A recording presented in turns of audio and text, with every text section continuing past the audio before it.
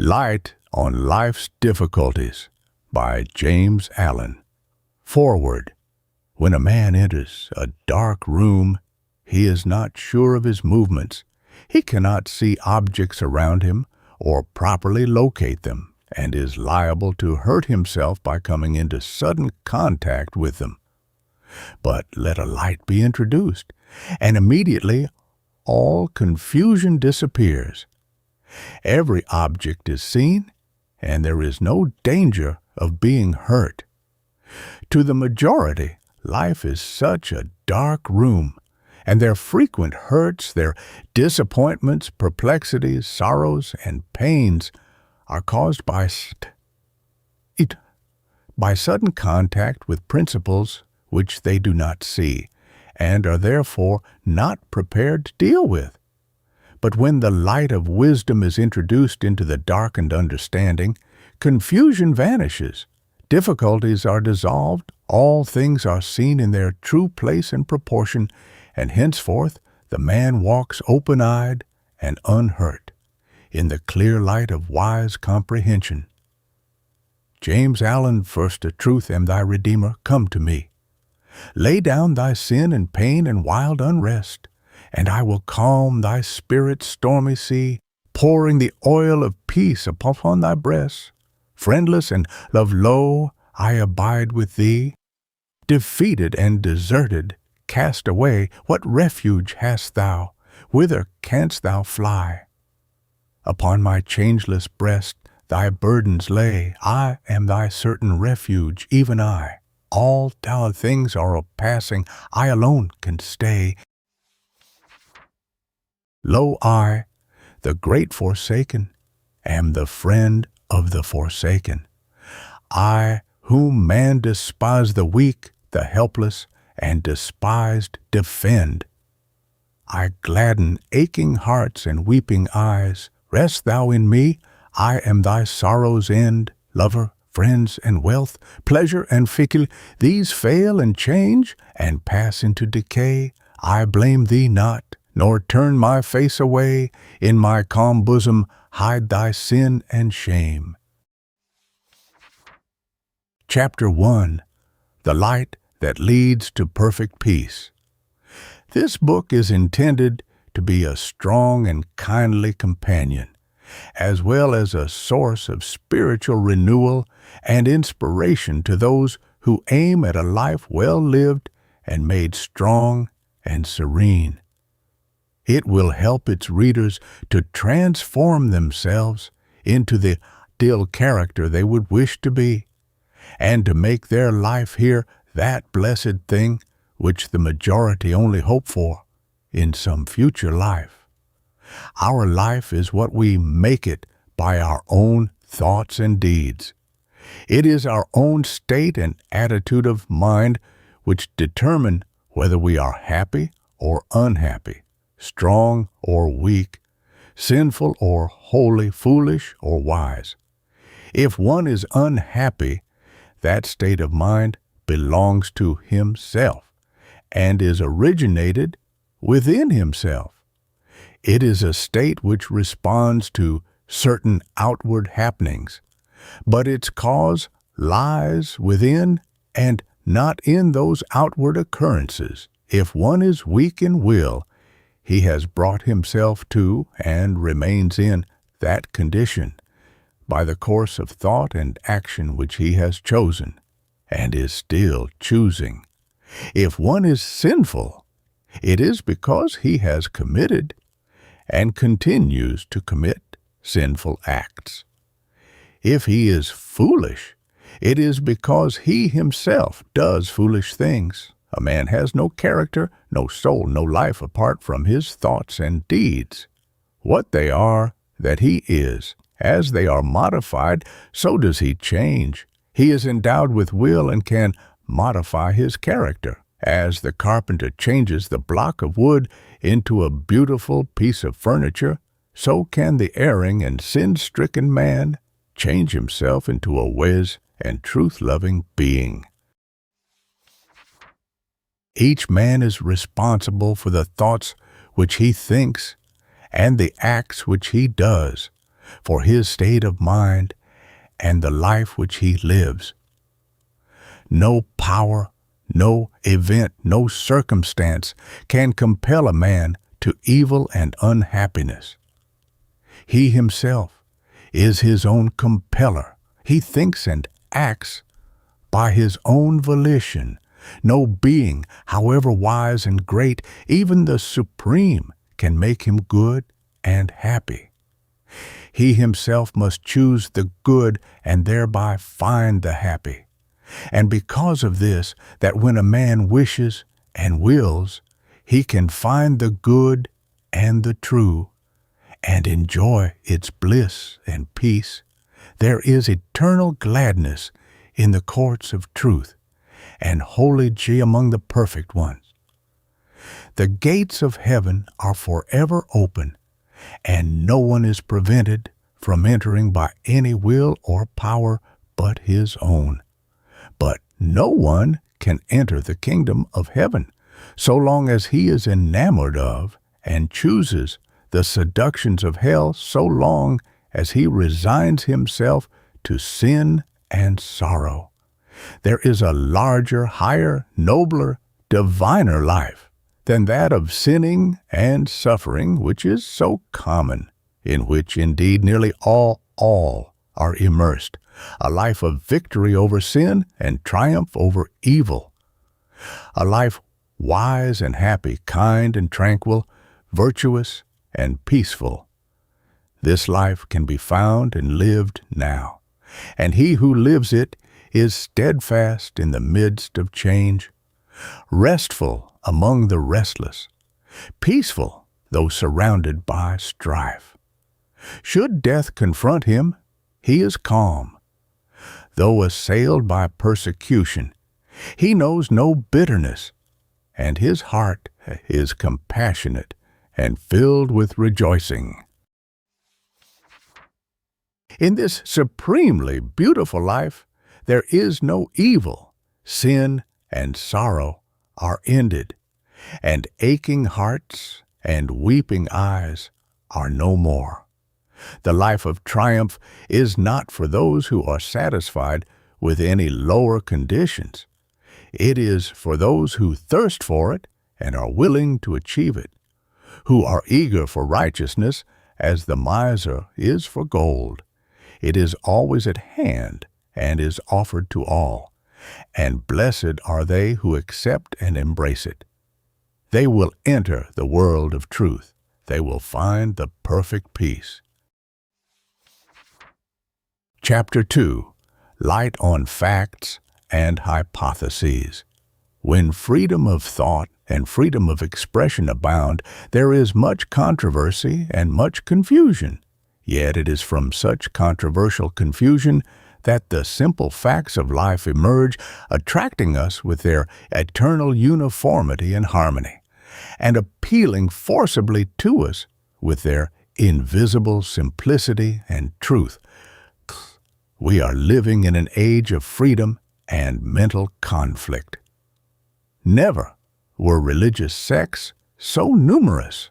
Schools, philosophical, occult, and otherwise abound, and each is eager for the perpetuation and dominance of its own explanation of the universe. The world is in a condition of mental ferment. Contradiction has reached the point of confusion, so that the earnest seeker for truth can find no solid rock of refuge in the opposing systems which are presented to him. He is thereby thrown back upon himself, upon those incontrovertible facts of his own being which are ever with him, which are indeed himself, his life. Controversy is ranged around hypotheses, not around facts. Fact is fixed and final. Hypothesis is variable and vanishing. In his present stage of development, man is not alive to the beautiful simplicity of facts, nor to the power of satisfaction which is inherent in them. He does not perceive the intrinsic loveliness of truth, but must add something to it. Hence, when fact is named, the question almost invariably arises, how can you explain the fact? And then follows a hypothesis, which leads to another hypothesis, and so on until the fact is altogether lost sight of amid a mass of contradictory suppositions. Thus arise the sects and controversial schools. The clear perception of one fact will lead to the perception of other facts, but a supposition, while appearing to elucidate a fact, does in reality cover it up. We cannot realize the stately splendor of truth while participate and glorify. Man is, and as he thinks, so he is. A perception and realization of these two facts alone, of man's being and thinking, lead into a vast avenue of knowledge which cannot stop short of the highest wisdom and perfection. One of the reasons why men do not become wise is that they occupy themselves with interminable speculations about a soul separate from themselves, that is, from their own mind, and so blind themselves to their actual nature and being. The supposition of a separate soul veils the eyes of man so that he does not see himself, does not know his mentality, is unaware of the nature of his thoughts, without which he would have no conscious life. Man's life is actual. His thoughts are actual. His life is actual. To occupy ourselves with the investigation of things that are is the way of wisdom. Man, considered as above, beyond, and separate from mind and thought, is speculative and not actual, and to occupy ourselves with the study of things that are not is the way of folly. Man cannot be separated from his mind. His life cannot be separated from his thoughts. Mind, thought, and are as inseparable as light, radiance, and color, and are no more in need of another factor to elucidate them than are light, radiance, and color. The facts are all sufficient and contain within themselves the groundwork of all knowledge concerning them. Man, as mind, is subject to change. He is not something made and finally completed, but has within him the capacity for progress. By the universal law of evolution, he has become what he is, and is becoming that which he will be. His being is modified by every thought he thinks. Every experience affects his character. Every effort he makes changes his mentality. Herein is the secret of man's degradation, and also of his power and salvation, if he but utilize this law of change in the right choice of thought. To live is to think and act, and to think and act is to change. While man is ignorant of the nature of thought, he continues to change for better and worse. But, being acquainted with the nature of thought, he intelligently accelerates and directs the process of change, and only for the better. What the sum total of a man's thoughts are, that he is. From this sameness of thought with man, there is not the slightest fractional deviation.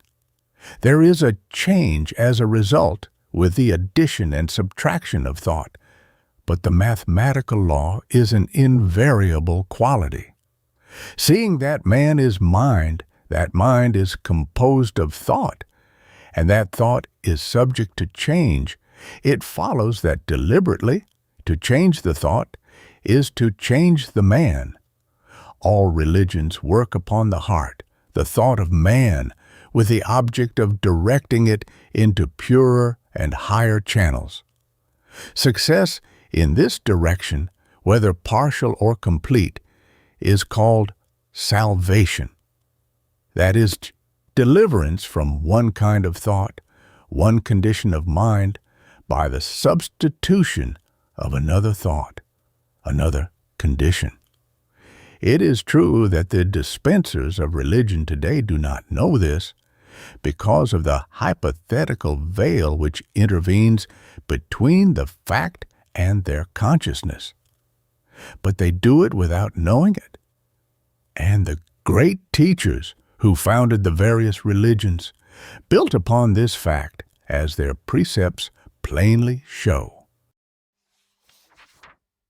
The chief things upon which these teachers lay such stress and so constantly reiterate, such as the purification of the heart, the thinking of right thoughts, and the doing of good deeds, what are they but calls to a higher, nobler mode of thought-energizing forces, urging men and women to make an effort in the choosing of thoughts which shall lift them into realms of greater power, greater good, greater bliss, aspiration, meditation, devotion.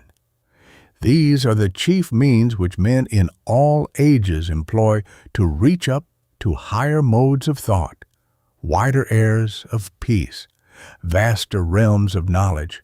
For as he thinketh in his heart, so is he. He is saved from himself, from his own folly and suffering, by creating within new habits of thoughts, by becoming a new thinker, a new man. Should a man by a supreme effort succeed in thinking as Jesus thought, not by imitation, but by a sudden realization of his indwelling power, he would be as Jesus.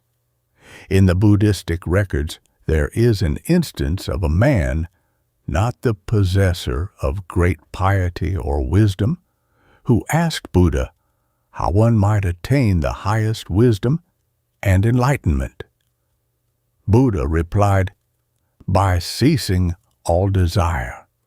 It is recorded that the man let go of all personal desires and at once realized the highest wisdom and enlightenment.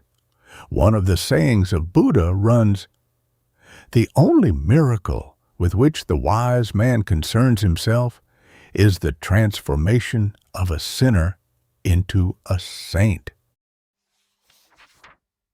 Emerson also referred to this transforming power of change of thought when he said, it is as easy to be great as to be small, which is closely akin to that other great and oft repeated but little understood saying, be ye therefore perfect, even as your Father, which is in heaven, is perfect. And, after all, what is the fundamental difference between a great man and a small one? It is one of thought, of mental attitude. True, it is one of knowledge, but then knowledge cannot be separated from thought. Every substitution of a better for a worse thought is a transforming agency, which marks an important advance in knowledge. Throughout the whole range of human life, from the lowest savage to the highest type of man, thought determines character, condition, knowledge. The mass of humanity moves slowly along the evolutionary path, urged by the blind impulse of its dominant thoughts, as they are stimulated and called forth by external things. But the true thinker, the sage, travels swiftly and intelligently along a chosen path of his own. The multitudes, unenlightened concerning their spiritual nature, are the slaves of thought, but the sage is the master of thought. They follow blindly, he chooses intelligently. They obey the impulse of the moment, thinking of their immediate pleasure and happiness. He commands and subdues impulse, resting upon that which is permanently right. They, obeying blind impulse, violate the laws of righteousness. He, conquering impulse, obeys the law of righteousness. The sage stands face to face with the facts of life. He knows the nature of thought. He understands and obeys the law of his being. But the sorrow-burdened victim of blind impulse can open his mental eyes and see the true nature of things when he wishes to do so. The sage, intelligent, radiant, calm, and the fool, confused, darkened, disturbed, are one in essence, and are divided only by the nature of their thoughts. When the fool turns away from and abandons his foolish thoughts and chooses and adopts wise thoughts, lo, he becomes a sage.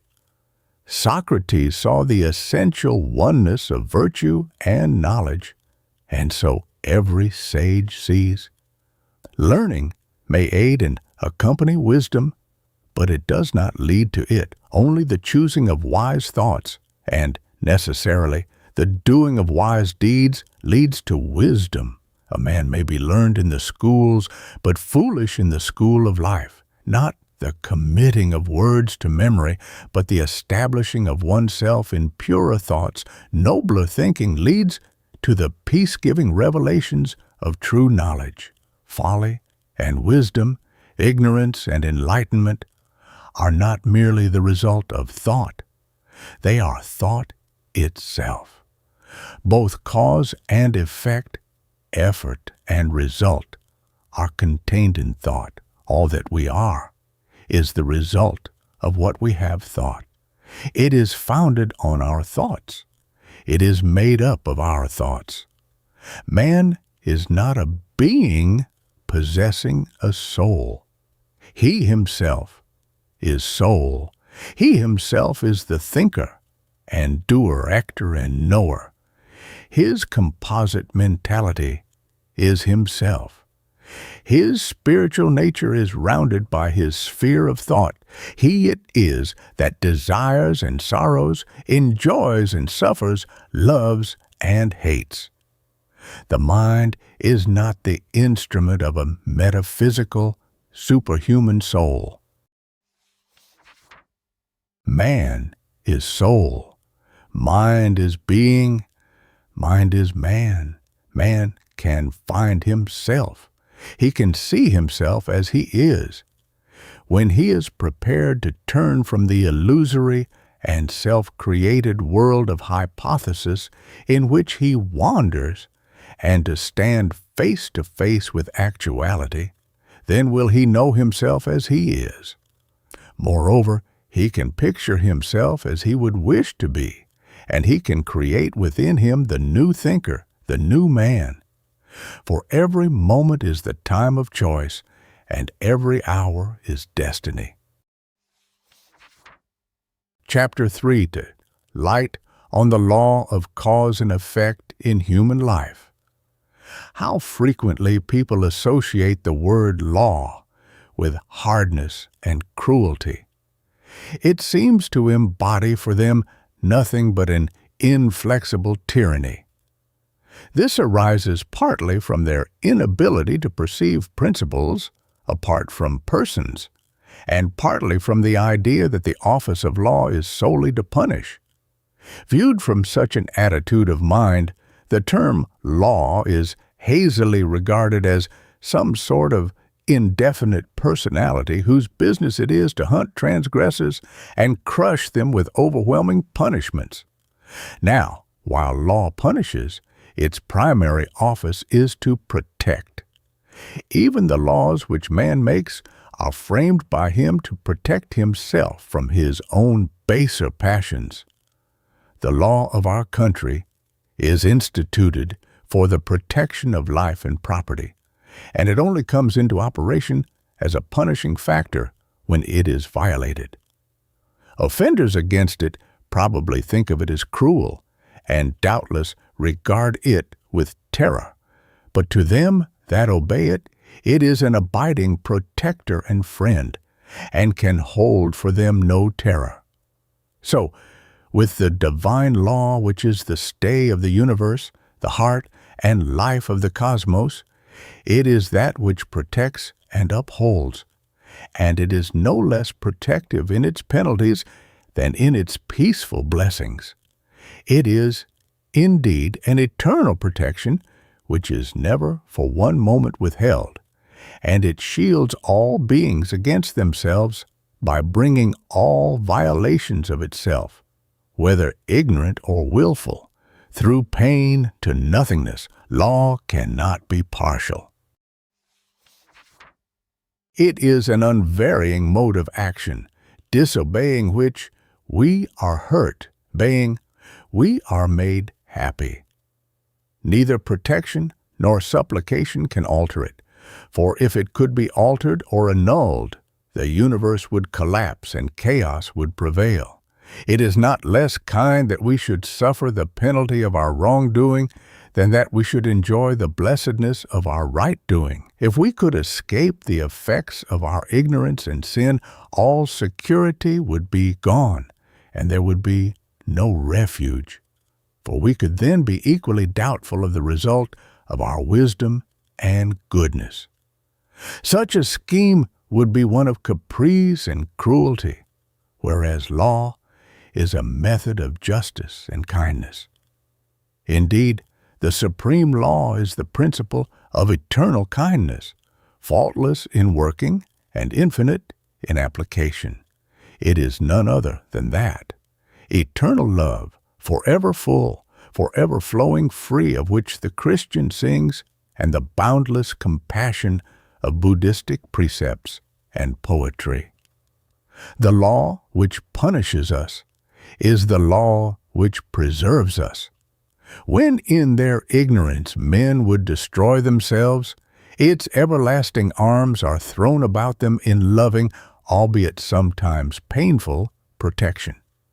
Every pain we suffer brings us nearer to the knowledge of the divine wisdom. Every blessing we enjoy speaks to us of the perfection of the great law, and of the fullness of bliss that shall be man's when he has come to his heritage of divine knowledge. We progress by learning, and we learn up to a certain point by suffering. When the heart is mellowed by love, the law of love is perceived in all its wonderful kindness.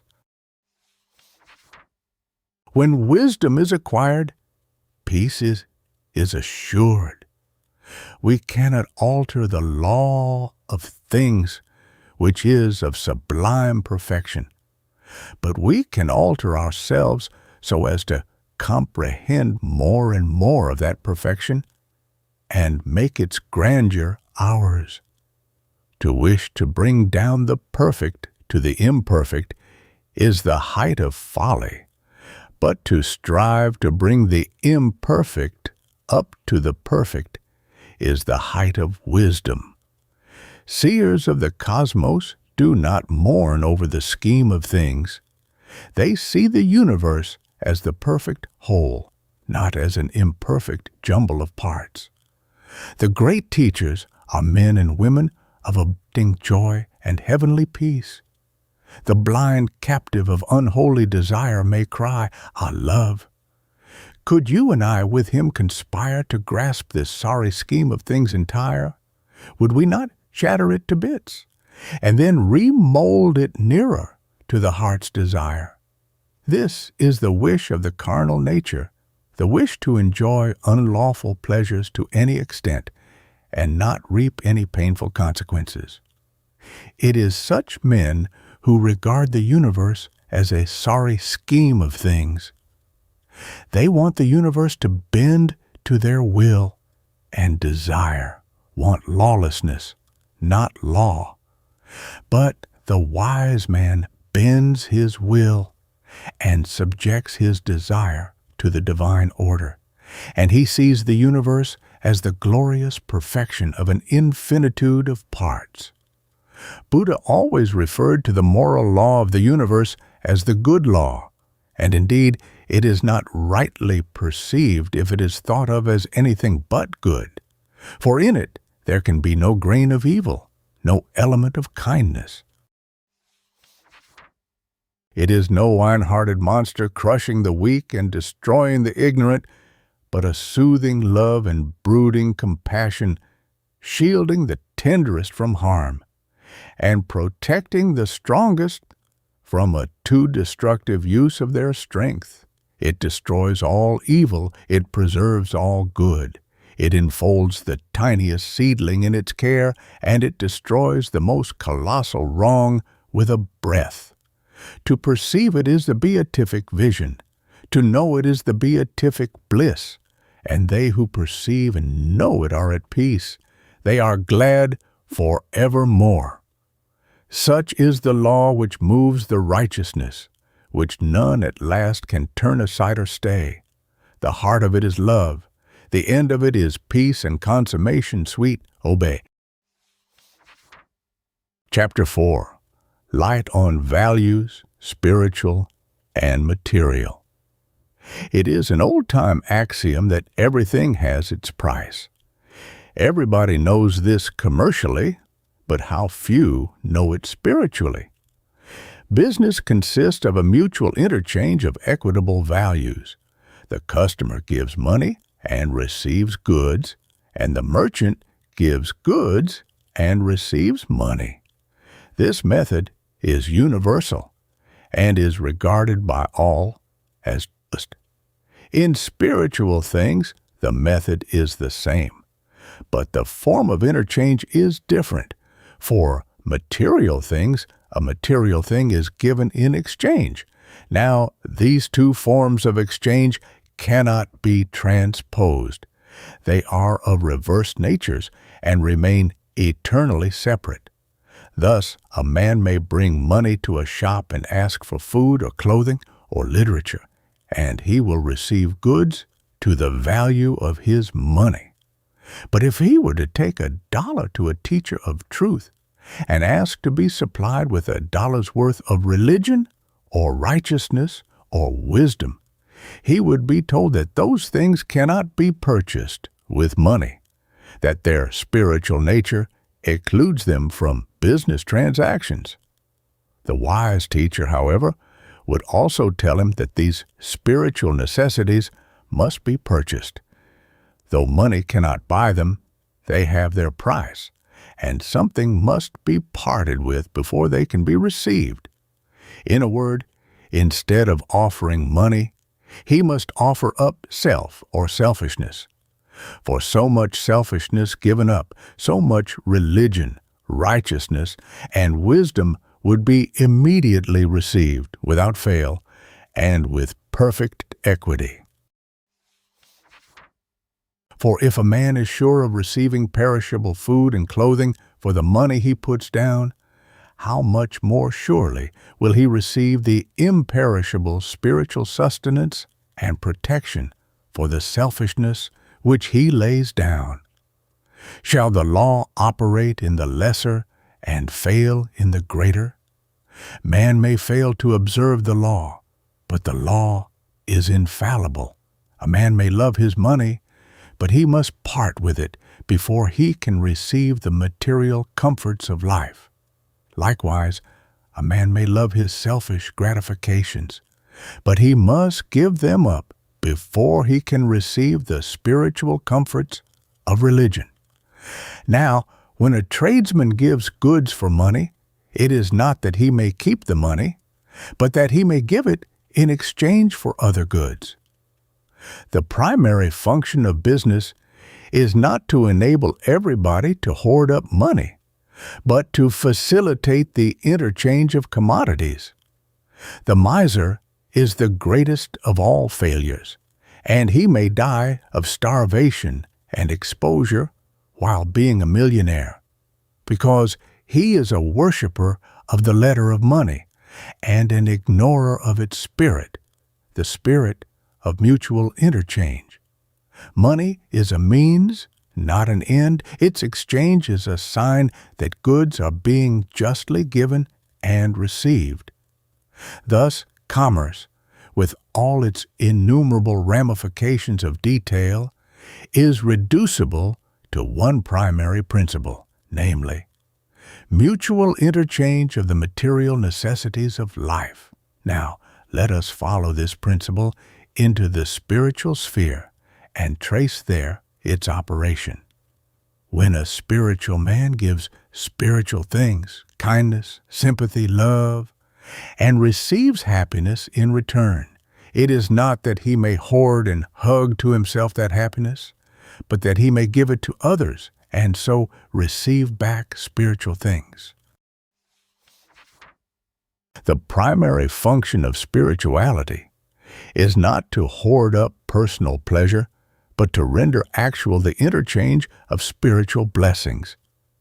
The most selfish man, he whose chief object is the getting of happiness for himself, is a spiritual bizzo. His mind may perish of spiritual destitution, though he be surrounded with the objects which he has obtained to pander to his pleasure, because he is worshiping the letter of happiness and is ignoring its spirit, the spirit of unselfish interchange.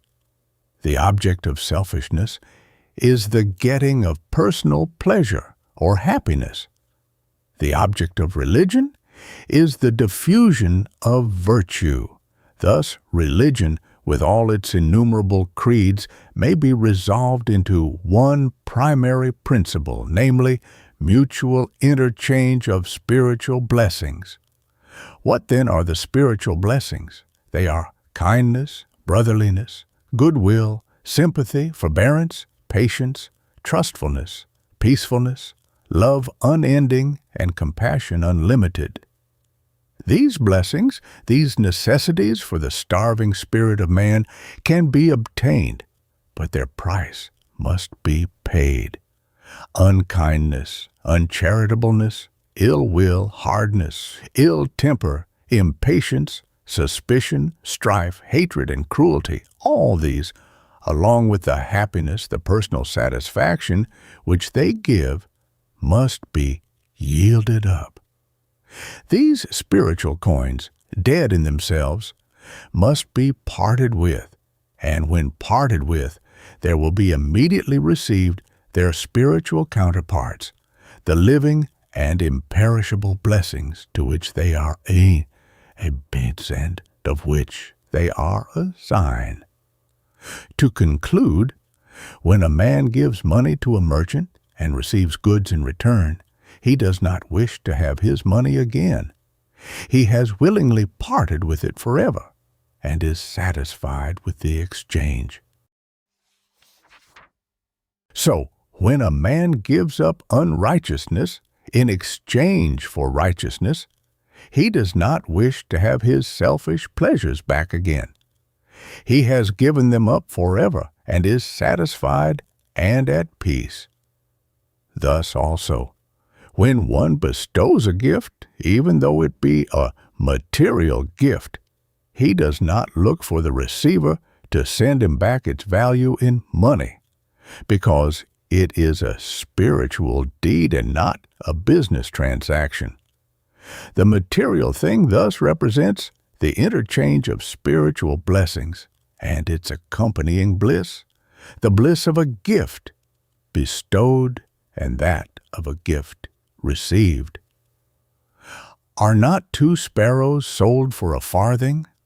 Everything in the universe, every object and every thought, is valued. Material things have a material value. Spiritual things have a spiritual value, and to confound these values is not wise. To seek to purchase spiritual blessings with money or material luxuries with virtue is the way of selfishness and folly. It is to confound barter with religion and to make a religion of barter. Sympathy, kindness, love cannot be bought and obtained. They can only be given and received. When a gift is paid for, it ceases to be a gift. Because everything has a value, that which is freely given is gained with accumulation. He who gives up the lesser happiness of selfishness gains the greater happiness of unselfishness. The universe is just, and its justice is so perfect that he who has once perceived it can no more doubt or be afraid. He can only wonder and be glad. Chapter 5. Light on the Sense of Proportion. In a nightmare, there is no relation of one thing to another. All things are haphazard, and there is a general confusion and misery. Wise men have likened the self-seeking life to a nightmare. There is a close resemblance between a selfish life, in which the sense of proportion is so far lost that things are only seen as they affect one's own selfish aims, and in which there are feverish excitements and overwhelming troubles and disasters, and that state of troubled sleep known as nightmare. In a nightmare, too, the controlling will and perceiving intelligence are asleep, and in a selfish life, the better nature and spiritual perceptions are locked in profound slumber. The uncultivated mind lacks the sense of proportion. It does not see the right relation of one natural object to another, and is thereafter dead to the beauty and harmony with which it is surrounded. And what is this sense of proportion but the faculty of seeing things as they are? It is a faculty which needs cultivating, and its cultivation, when applied to natural objects, embraces the entire intelligence and refines the moral character. It enters, however, into spiritual things as well as things natural, and here is more lacking and more greatly needed. For to see things as they are in the spiritual sphere is to find no ground for grief, no lodging place for lamentation. Whence spring all this grief and anxiety and fear and trouble? Is it not because things are not as men and women wish them to be? Is it not because the multiplicity of desires prevents them from seeing things in their true perspective and right proportion? When one is overwhelmed with grief, he sees nothing but his loss. Its nearness to him blots out the whole view of life. The thing in itself may be small, but to the sufferer it assumes a magnitude which is out of proportion to the surrounding objects of life. All who have passed the age of 30 can look back over their lives at times when they were perplexed with anxiety, overwhelmed with grief, or even, perhaps, on the verge of despair over incidents which, seen now in their right proportion, are known to be very small.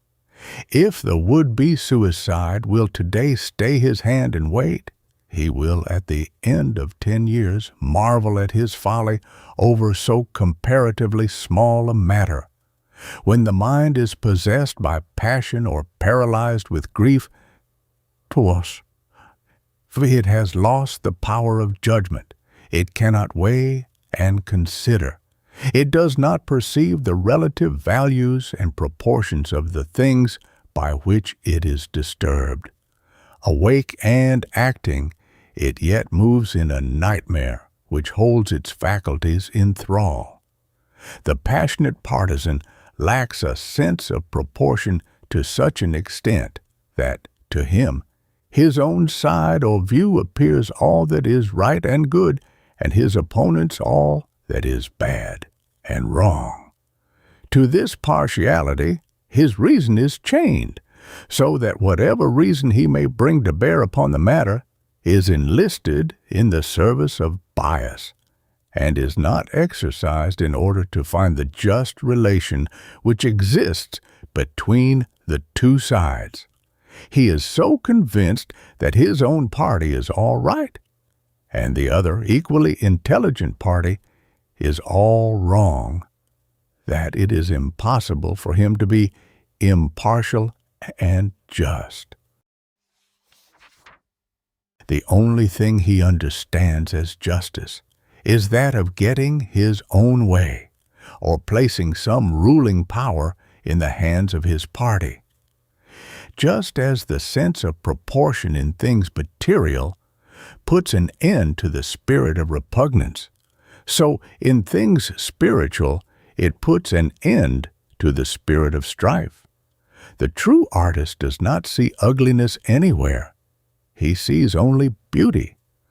That which is loathsome to others fills, to him, its rightful place in nature, and it appears in his picture as a thing of beauty. The true seer does not see evil anywhere. He sees universal good. That which is hateful to others, he sees in its rightful place in the scheme of evolution, and it is held dispassionately in his mind as an object of contemplation. Men and women worry and grieve and fight because they lack this sense of proportion, because they do not see things in their right relations. The objects of their turbulence are not things in themselves, but their own opinions about things, self-created shadows, the unreal creations of an egoistic nightmare. The cultivation and development of the ethical sense of proportion converts the heated partisan into a gentle peacemaker and gives the calm and searching of the prophet to the hitherto blind instrument in the clashing play of selfish forces. The spiritual sense of proportion gives sanity. It restores the mind to calmness. It bestows impartiality and justice and reveals a universe of faultless harmony. Chapter 6. Light on Adherence to Principle. The man of truth never departs from the divine principles which he has espoused. He may be threatened with sickness, poverty, pain, loss of friends and position, yea, even with immediate death, yet he does not desert the principles which he knows to be eternally true. To him, there is one thing more grievous, more to be feared and shunned than all the above evils put together, and that is the desertion of principle. To turn coward in the hour of trial, to deny conscience, to join the rabble of passions, desires, and fears, in turning upon, accusing, and crucifying the eternal Christ of divine principle, because, forsooth, that principle has not given him personal health, affluence, and ease. This, to the man of truth, is the evil of evils, the sin of sins. We cannot escape sickness and death. Though we avoid them for a long time, in the end they will overtake us. But we can avoid wrongdoing, we can avoid fear and cowardice. When we habitually avoid wrongdoing and cast out fear, the evils of life will not subdue us when they overtake us, for we shall have mastered them. Instead of avoiding them for a season, we shall have conquered them on their own ground. There are those that teach that it is right to do wrong when the wrong is to protect another, that it is good, for instance, to tell a lie when its object is the well-being of another, that is, that it is right to desert a principle of truthfulness under severe trial. Such teaching has never emanated from the lips of the great teachers. It has not been uttered even by those lesser, yet superbly noble men, the prophets, saints, and martyrs. For those divinely illuminated men knew full well that no circumstance can make a wrong a right, and that a lie has no saving and protective power. Wrongdoing is a greater evil than pain, and a lie is more deadly and destructive than death. Jesus rebuked Peter for trying to shield his master's life by wrongdoing, and no right-minded person would accept life at the expense of the moral character of another when it appeared possible to do so. All men admire and revere the martyrs, those steadfast men and women who feared wrong, cowardice, and lying, but who did not fear pain and death. Those who were steadfast and calm in their adherence to principle, even when brought to the utmost extremity of trial, yea, even when the taunts and jeers of enemies assailed them, and the tears and agonies of loved ones appealed to them, they flinched not nor turned back, knowing that the future good and salvation of the whole world depended upon their firmness in that supreme hour. For this, they stand through all time as monuments of virtue, centers of saving and uplifting power for all humankind. But he who lied to save himself, or for the sake of the 2 or 3 beings whom he personally loved, is rarely heard of, for in the hour of desertion of principle, his power was gone. If he is heard of, he is not loved for that lie. He is always looked upon as one who fell when the test was applied. As an example of the highest virtue, he is rejected by all men in all times. Had all men believed that an untruth was right under extreme circumstances, we should have had no martyrs and saints. The moral fiber of humanity would have been undermined, and the world left to grope in ever-deepening darkness. The attitude which regards wrongdoing for the sake of others as the right thing to do is based on the tacit assumption that wrong and untruth are inferior evils to unhappiness, pain, and death. But the man of moral insight knows that wrong and untruth are the greater evils, and so he never commits them, even though his own life or the lives of others appear to be at stake. It is easy for a man in the flowery time of ease or the heyday of prosperity to persuade himself that he is staunchly adhering to principle.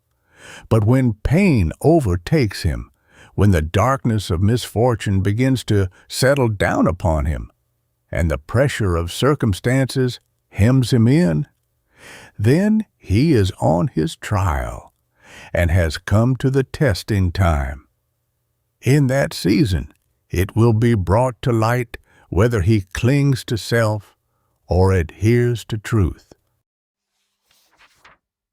Principles are for our salvation in the hour of need. If we desert them in that hour, how can we be saved from the snares and pains of self? If a man does wrong to his conscience, thinking thereby to avoid some immediate or pressing pain, he does not, but increase pain and evil. The good man is less anxious to avoid pain than wrongdoing. There is neither wisdom nor safety in deserting permanent and protective principles when our happiness seems to be at stake. If we desert the true for the pleasant, we shall lose both the pleasant and the true. But if we desert the pleasant for the true, the peace of truth will soothe away our sorrow. If we barter the higher for the lower, emptiness and anguish will overtake us, and then, having abandoned the eternal, where is our rock of refuge? But if we yield up the lower for the higher, the strength and satisfaction of the higher will remain with us. Fullness of joy will overtake us, and we shall find in truth a rock of refuge from the evils and sorrows of life. To find the permanent amid all the changes of life, and, having found it, adhere to it under all circumstances, this only is true happiness. This only is salvation and lasting peace. Chapter 7. Light on the Sacrifice of the Self. Self-sacrifice is one of the fundamental principles in the teachings of the great spiritual masters. It consists in yielding up self or selfishness, so that truth may become the source of conduct. Self is not an entity that has to be cast out, but a condition of mind that has to be converted. The renunciation of self is not the annihilation of the intelligent being, but the annihilation of every dark and selfish desire. Self is the blind clinging to perishable things and transient pleasures as distinguished from the intelligent practice of virtue and righteousness. Self is the lusting, coveting, desiring of the heart, and it is this that must be yielded up before truth can be known with its abiding calm and endless peace. To give up things will not avail. It is the lust for things that must be sacrificed. Though a man sacrifice wealth, position, friends, family, fame, home, wife, child, yea, and life also, it will avail nothing if self is not renounced. Buddha renounced the world and all that it held dear to him, but for 6 years he wandered and searched and suffered, and not till he yielded up the desires of the heart did he become enlightened and arrive at peace. By giving up only the objects of self-indulgence, no peace will ensue, but torment will follow. It is self-indulgence, the desire for the object, that must be abandoned. Then peace enters the heart. Sacrifice is painful, so long as there is any vestige of self remaining in the heart. While there remains in the heart a lurking desire for an unworthy object or pleasure that has been sacrificed, there will be periods of intense suffering and fierce temptation. But when the desire for the unworthy object or pleasure is put away forever from the mind and the sacrifice is complete and perfect, then concerning that particular object or pleasure, there can be no more suffering or temptation. So, when self in its entirety is sacrificed, sacrifice in its painful aspect is at an end, and perfect knowledge and perfect peace are reached. Hatred is self. Covetousness is self. Envy and jealousy are self. Vanity and boasting are self. Gluttony and sensuality are self. Lying and deception are self. Speaking evil of one's neighbor is self. Anger and revenge are self. Self-sacrifice consists in yielding up all these dark conditions of mind and heart. The process is a painful one in its early stages, but soon a divine peace descends at intervals upon the pilgrim. Later, this peace remains longer with him. And finally, when the rays of truth begin to be radiated in the heart, remains with him. This sacrifice leads to peace. For in the perfect life of truth, there is no more sacrifice, and no more pain and sorrow. For where there is no more self, there is nothing to be given up. Where there is no clinging of the mind to perishable things, there is nothing to be renounced. Where all has been laid on the altar of truth, selfish love is swallowed up in divine love, and in divine love there is no thought of self, for there is the perfection of insight, enlightenment, and immortality, and therefore perfect peace. Chapter 8. Light on the Management of the Mind. Following the last chapter, a few hints on the management of one's mind will doubtless be opportune. Before a man can see even the necessity for thorough and complete self-government, he will have to throw off a great delusion in which so many are involved. The delusion of believing that his lapses of conduct are entirely due to those about him, and not entirely to himself.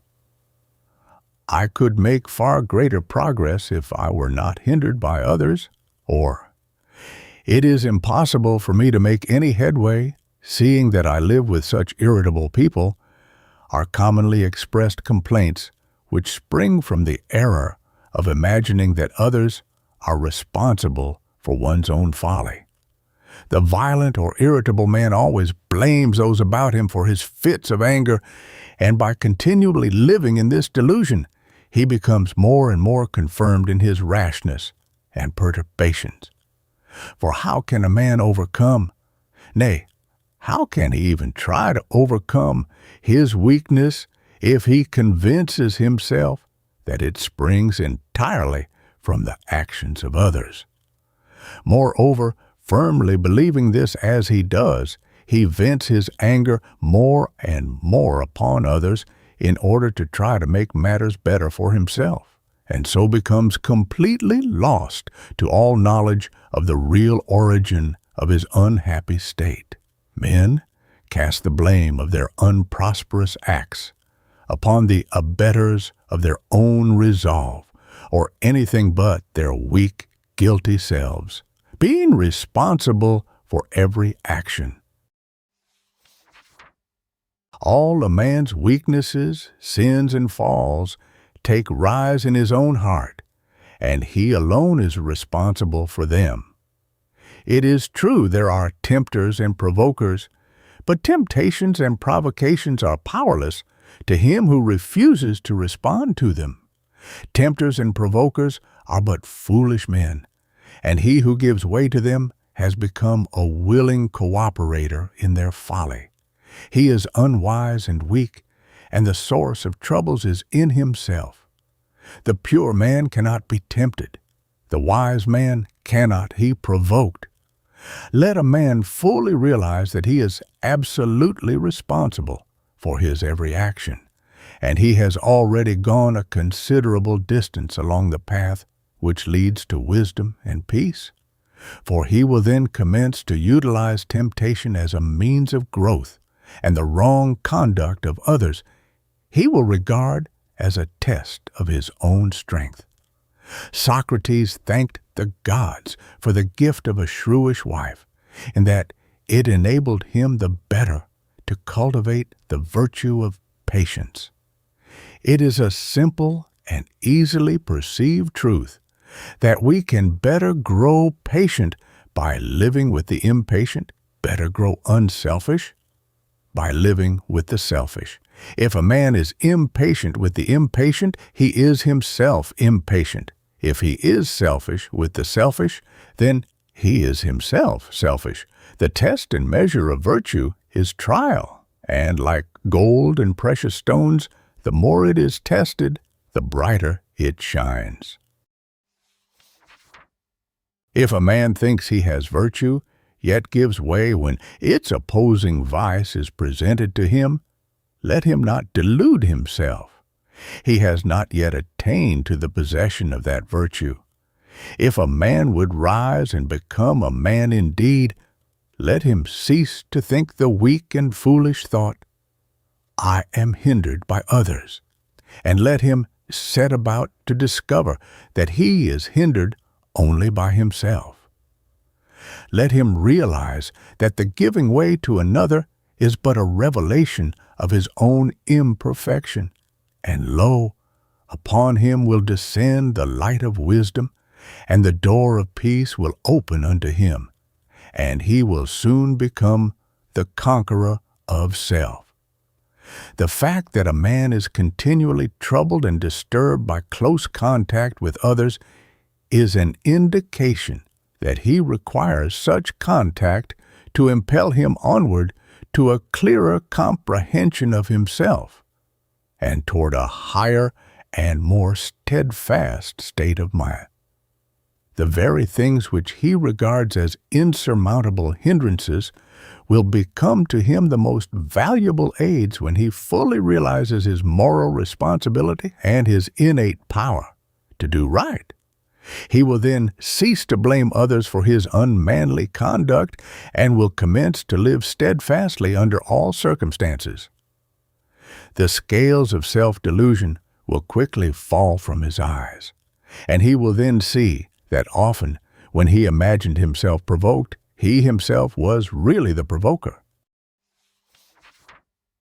As he rises above his own mental disturbances, the necessity for coming in contact with the same condition in others will cease, and he will pass by a natural process into the company of the good and the pure. He will then awaken in others the nobility which he has arrived at in himself. Be noble, and the nobleness that lies in other men, sleeping but never dead, will rise in majesty to meet thine own. Chapter 9. Light on Self-Control, the Door of Heaven. The foremost lesson which the world has to learn on its way to wisdom is the lesson of self-control. All the bitter punishments which men undergo in the school of experience are inflicted because they have failed to learn this lesson. Apart from self-control, salvation is a meaningless word, and peace is an impossibility. For how can a man be saved from any sin while he continues to give way to it? Or how can he realize abiding peace until he has conquered and subdued the troubles and disturbances of his mind?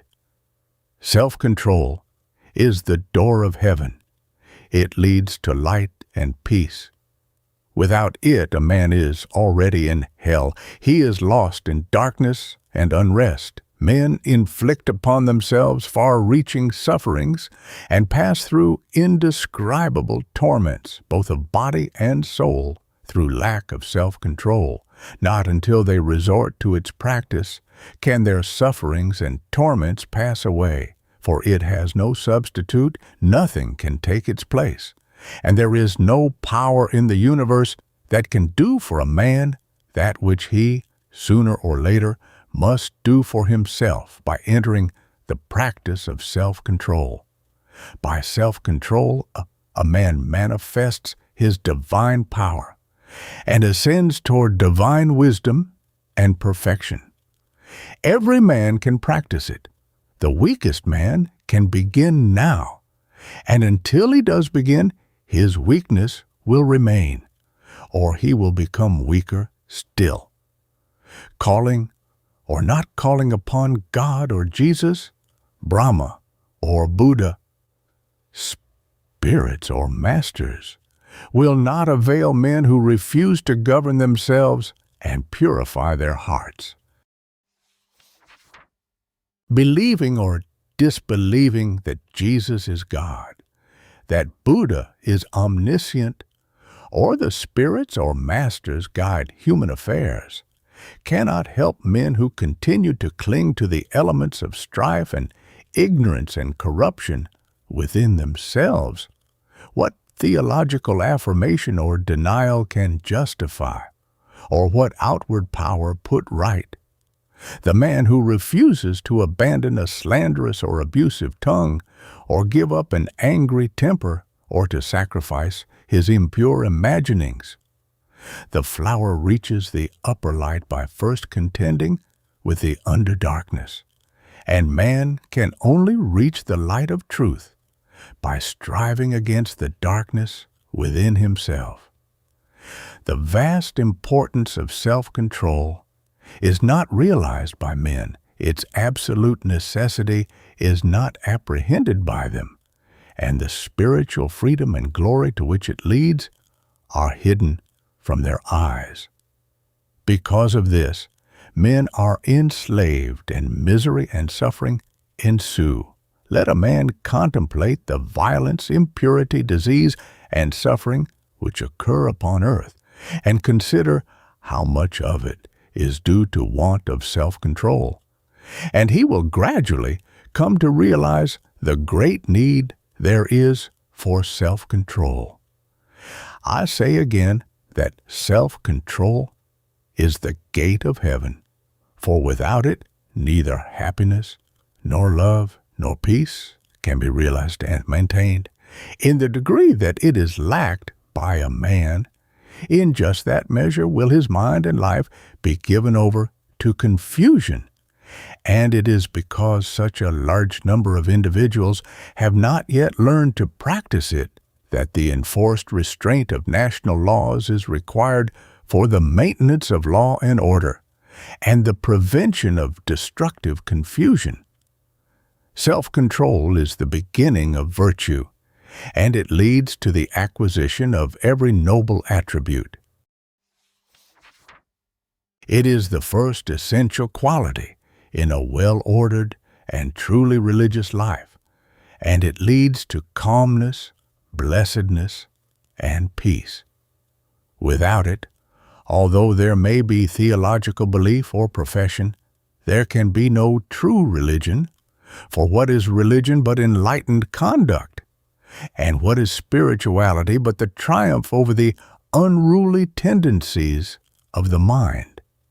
When men both depart from and refuse to practice self-control, they fall into the great and dark delusion of separating religion from conduct.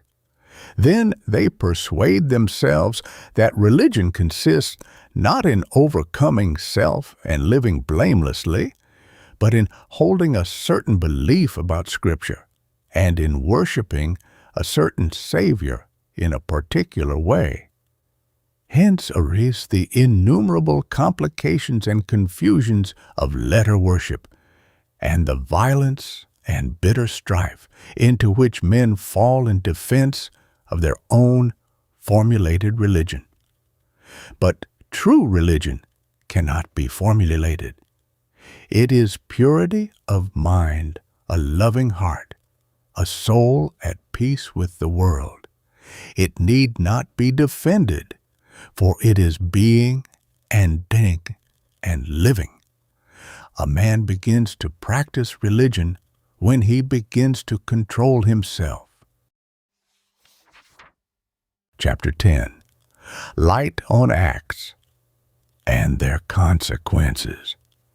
One of the commonest excuses for wrongdoing is that if right were done, calamity would ensue.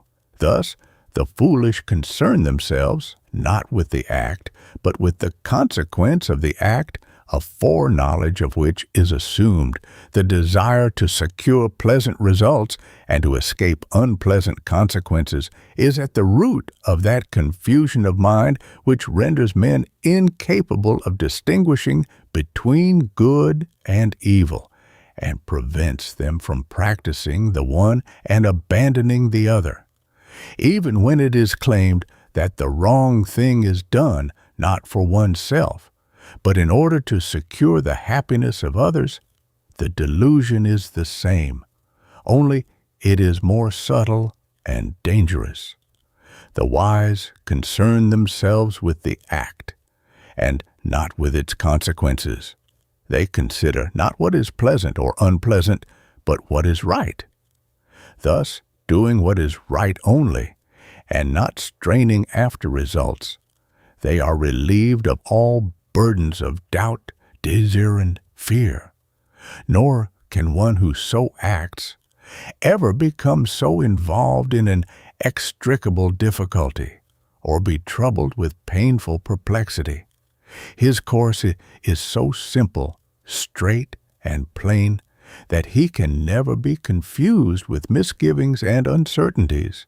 Those who so act are said by Krishna to act without regard to the fruits of action, and he further declares that those who have thus renounced results are supremely good, supremely wise. Those who work for pleasant results only, and who depart from the right path when their own or others' happiness appears to be at stake, cannot escape doubt, difficulty, perplexity, and pain. Ever forecasting probable consequences, they act in one way today and in another way tomorrow. Unstable and blown about by the changing wind of circumstance, they become more and more bewildered, and the consequences about which they trouble do not accrue.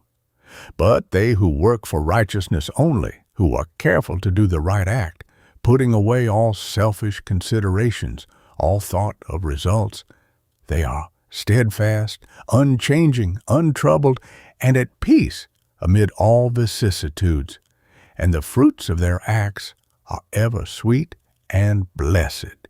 Even the knowledge which only the righteous possess, that wrong acts can never produce good results, and that right acts can never bring about bad results, is in itself fraught with sweet assurance and peace. For whether the fruits of acts are sought or unsought, they cannot be escaped. They who sow to self, and ignorant of the law of truth, think they can make their own results, reap the bitter fruits of self. They who sow to righteousness, knowing themselves to be the reapers, and not the makers of the consequences, reap the sweet fruits of righteousness. Right is supremely simple, and is without complexity. Error is interminably complex, and involves the mind in confusion. To put away self and passion, and establish oneself in right doing, this is the highest wisdom. Chapter 11. Light on the Way of Wisdom.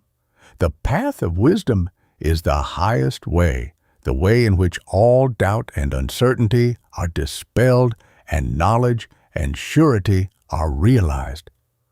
Amid the excitements and pleasures of the world and the surging whirlpools of human passions, wisdom, so calm, so silent, and so beautiful, is indeed difficult to find.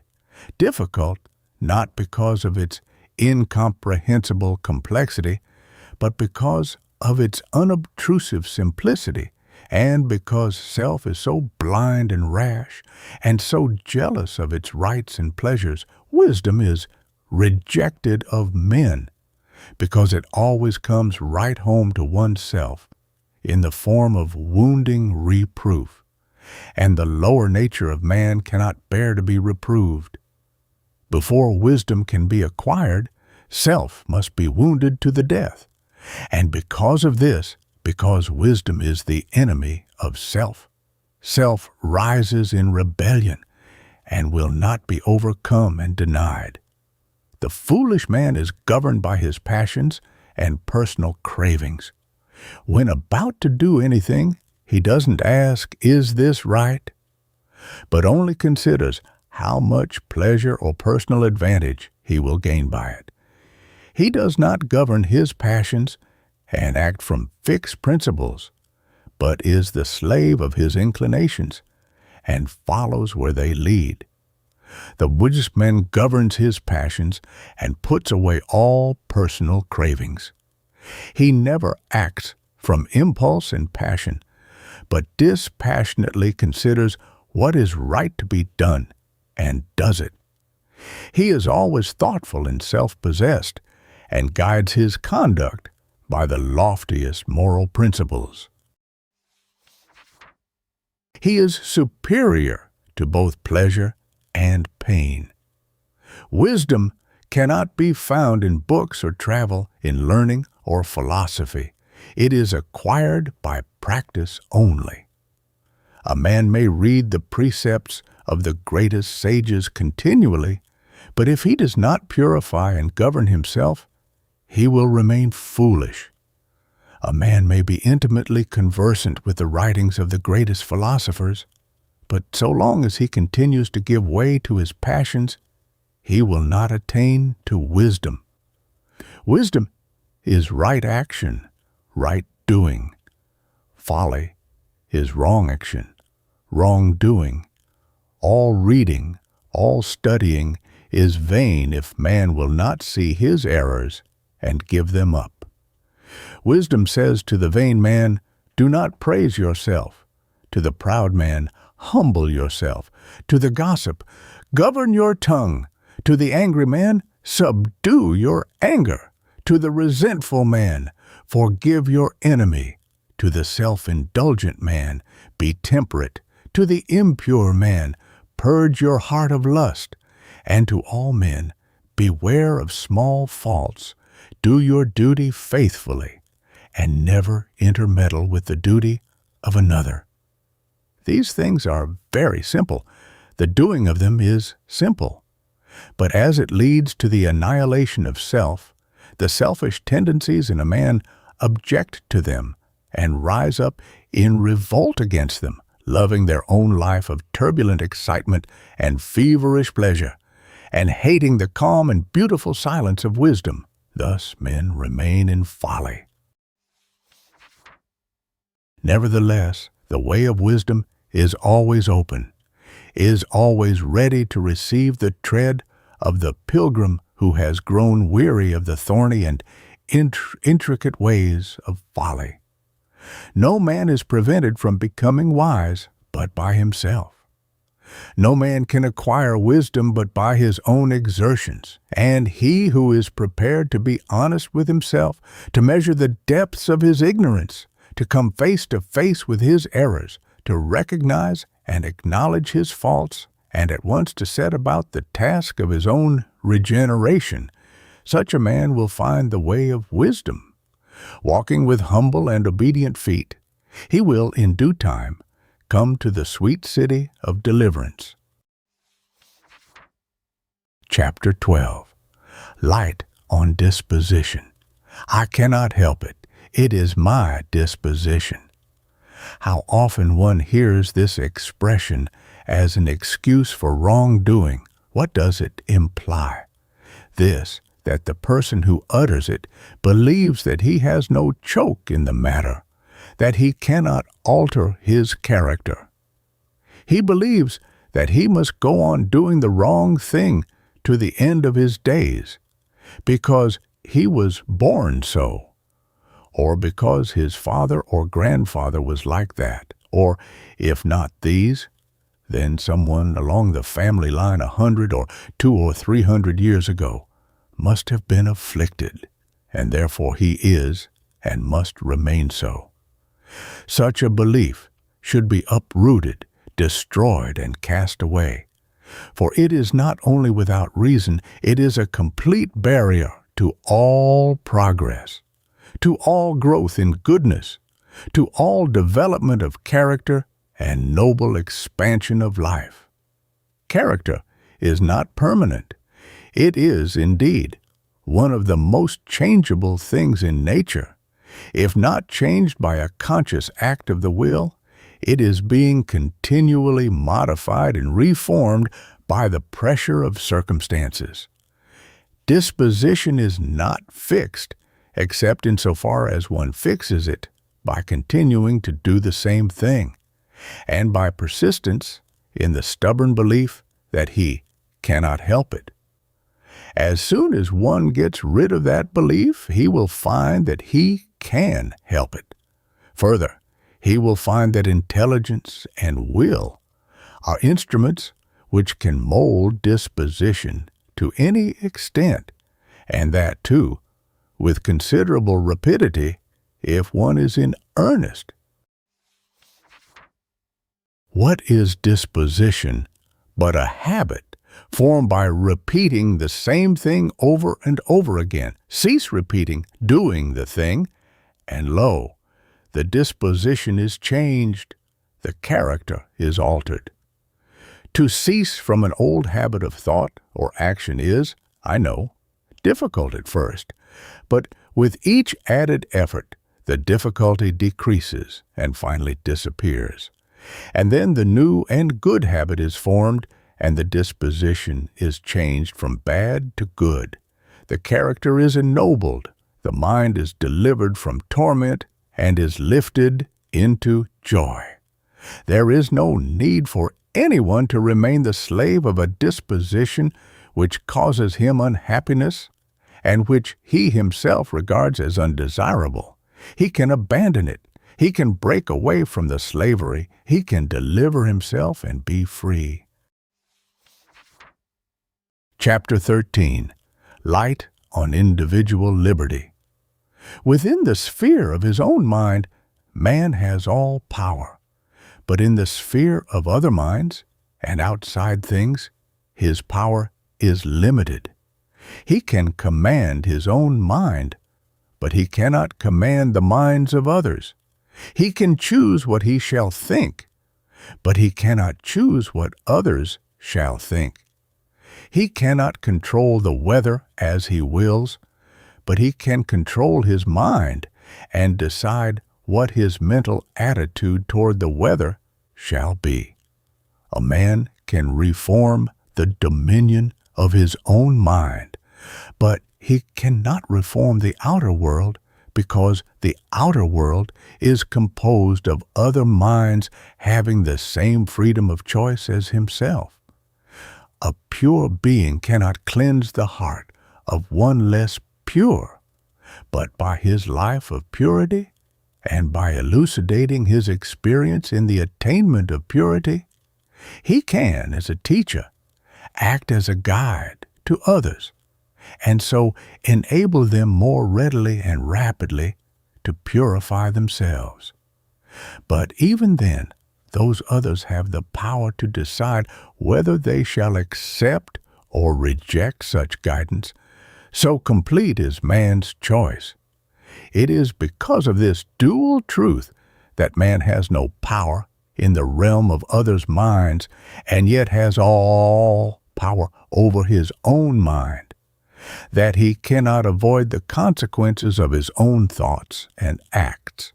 Man is altogether powerless to alter or avert consequences, but he is altogether powerful in his choice of causative thought. Having chosen his thoughts, he must accept their full consequences. Having acted, he cannot escape the full results of his act. Law reigns universally, and there is perfect individual liberty. A man can do as he likes, but all other men can also do as they like. A man has power to steal, but others have the power to protect themselves against the thief. Having sent out his thought, having acted his purpose, a man's power over that thought and purpose is at an end. The consequences are certain and cannot be escaped, and they will be of the nature of the thought and act which produced them, painful or blessed.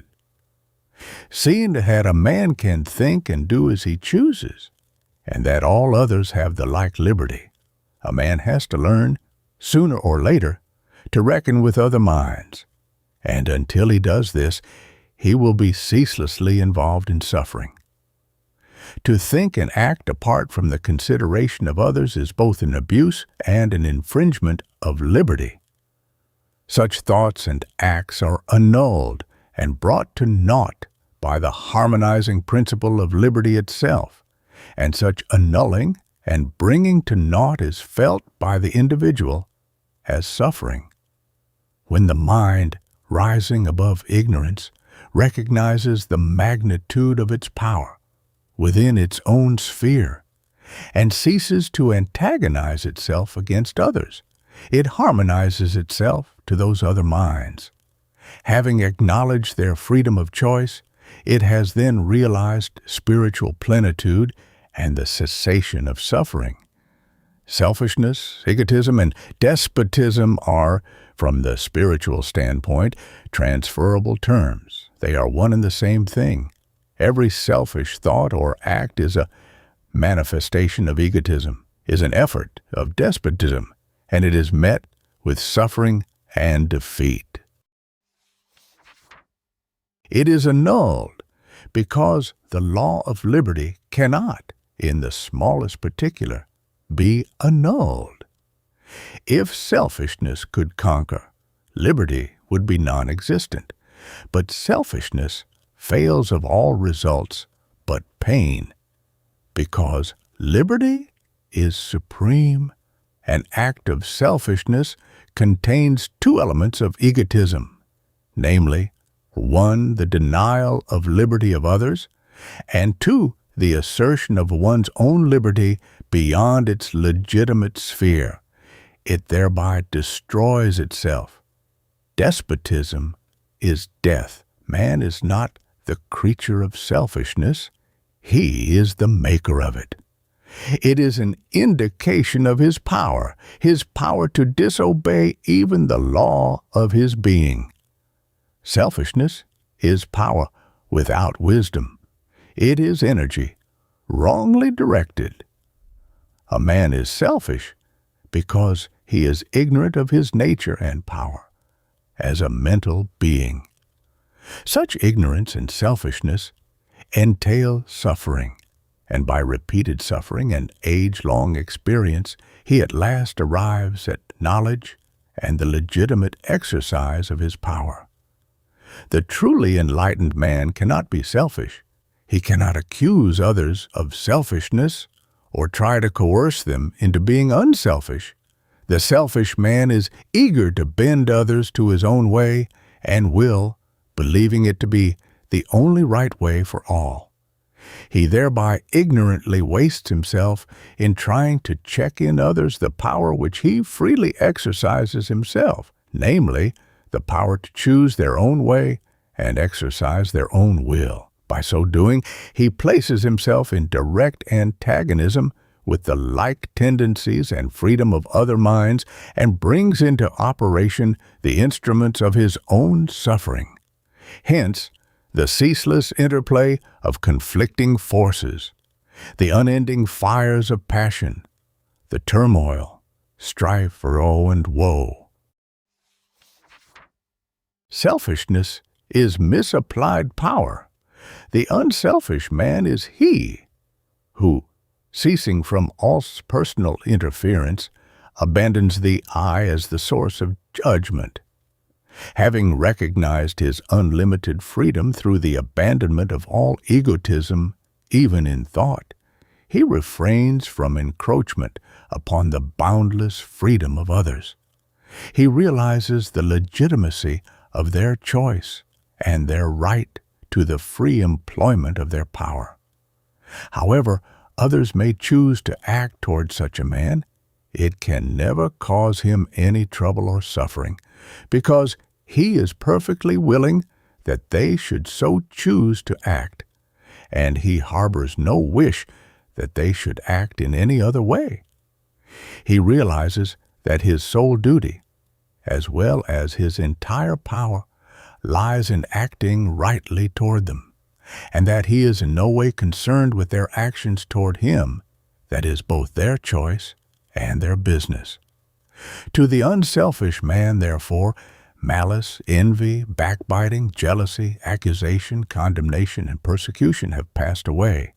Having ceased to practice these things, he is not disturbed when they are hurled at him. Thus, liberation from sin is liberation from suffering. The selfless man is free. He has made the servitude of sin impossible. He has broken every bond. Chapter 14. Light on the blessing and dignity of work.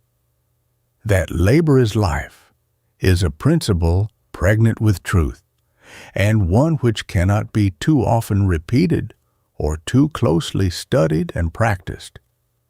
Labor is so often regarded as an irksome, even degrading means of obtaining ease and pleasure, and not as what it really is, a thing happy, noble in itself.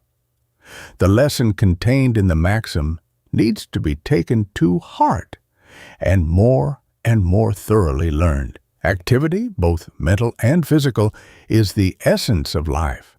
The complete cessation of life is death, and death is immediately followed by corruption. Ease and death are closely related. The more there is of activity, the more abounding is life.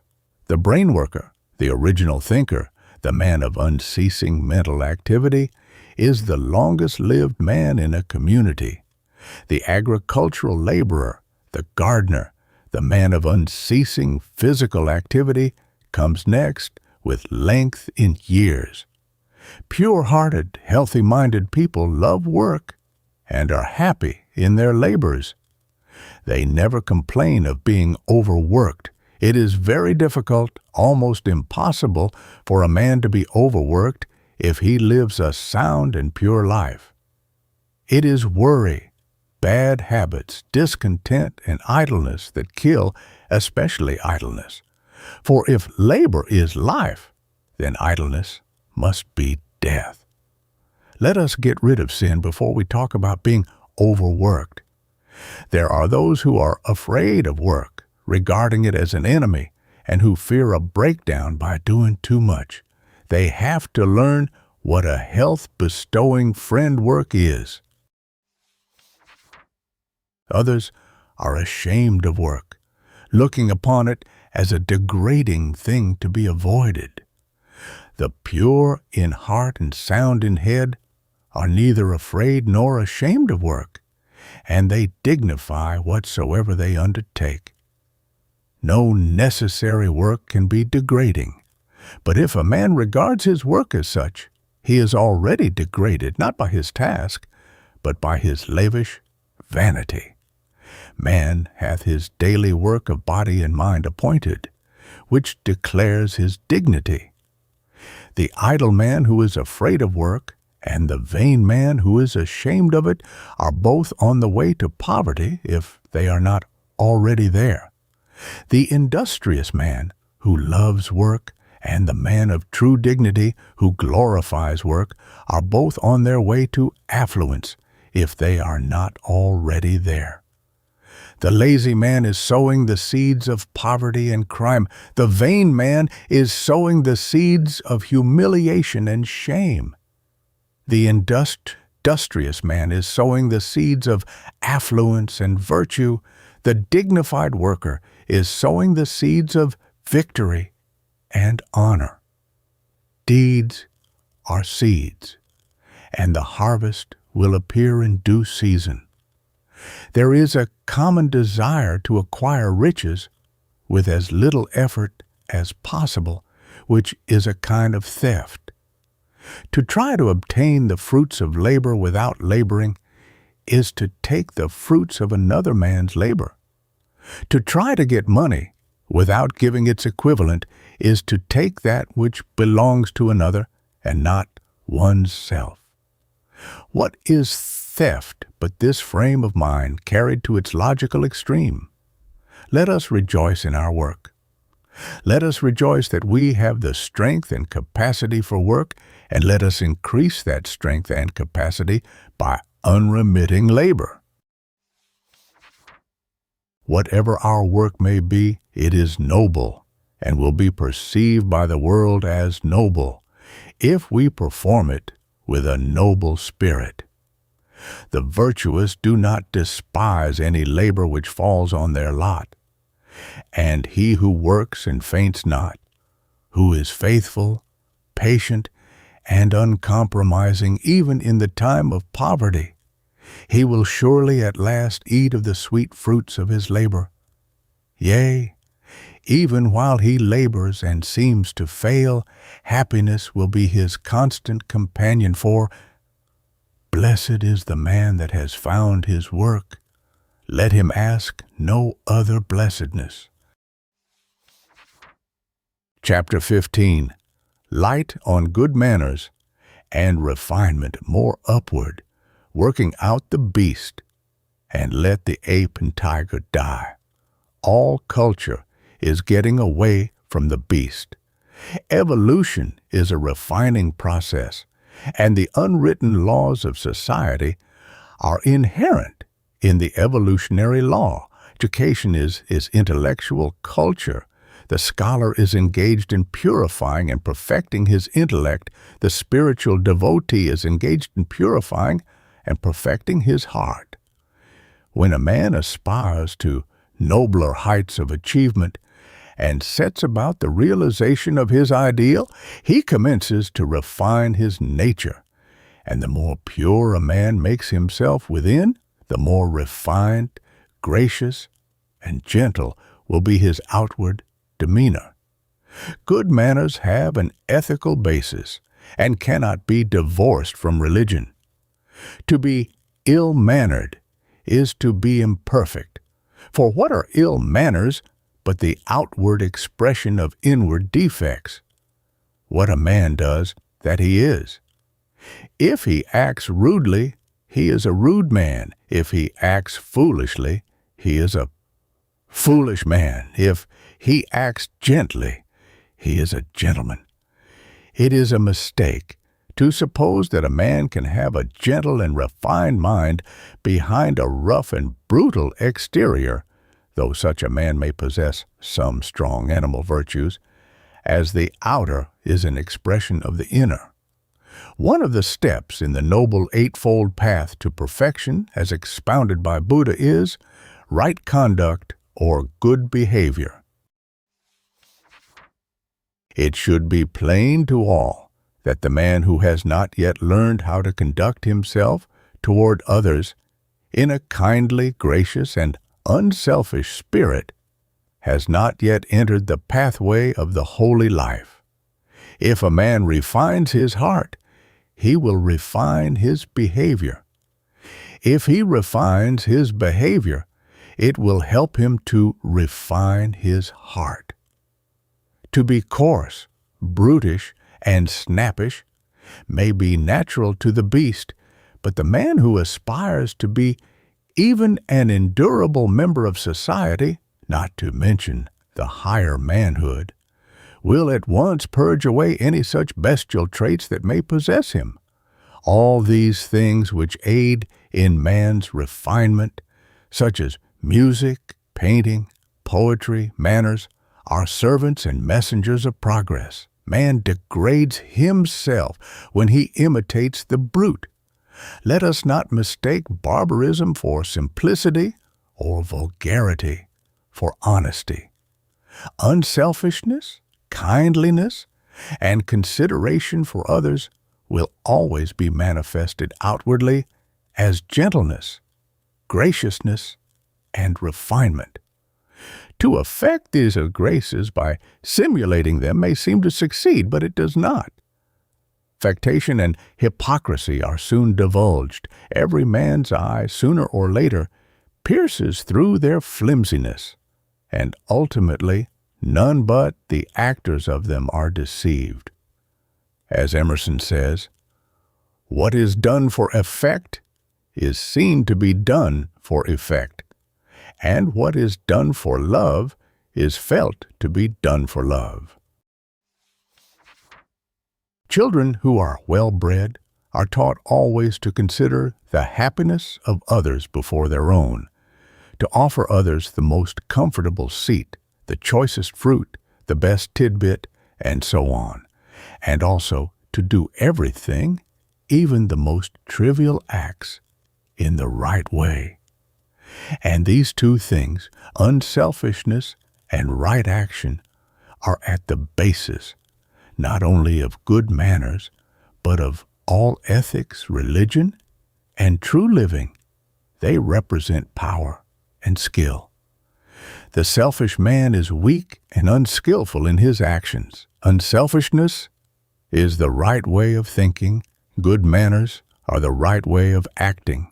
As Emerson again says, "There is always a way of doing everything, if it be to boil an egg. Manners are the happy way of doing things right."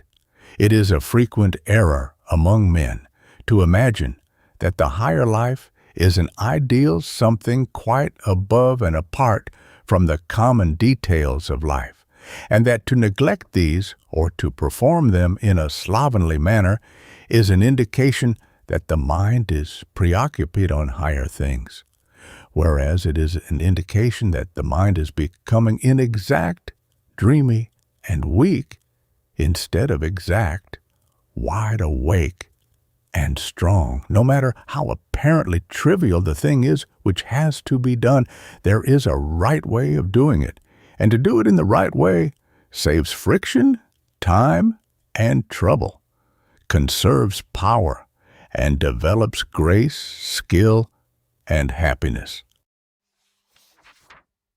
The artisan has a variety of tools with which to ply his particular craft, and he is taught, and also finds by experience, that each tool must be applied to its special use, and never, under any circumstances, must one tool be made to do service for another. By using every tool in its proper place and in the right way, the maximum of dexterity and power is attained. Should a boy learning a trade refuse instruction, and persist in using the tools in his own way, making one tool do service for another, he would never become anything better than a clumsy bungler and would be a failure in his trade. It is the same throughout the whole life. If a man opens himself to receive instruction and studies how to do everything rightly and lawfully, he becomes strong, skillful, and wise, master of himself, his thoughts, and actions. But if he persists in following his momentary impulses, in doing everything as he feels prompted, not exercising thoughtfulness, and rejecting instruction, such a man will attain to nothing better than a slovenly and bungling life.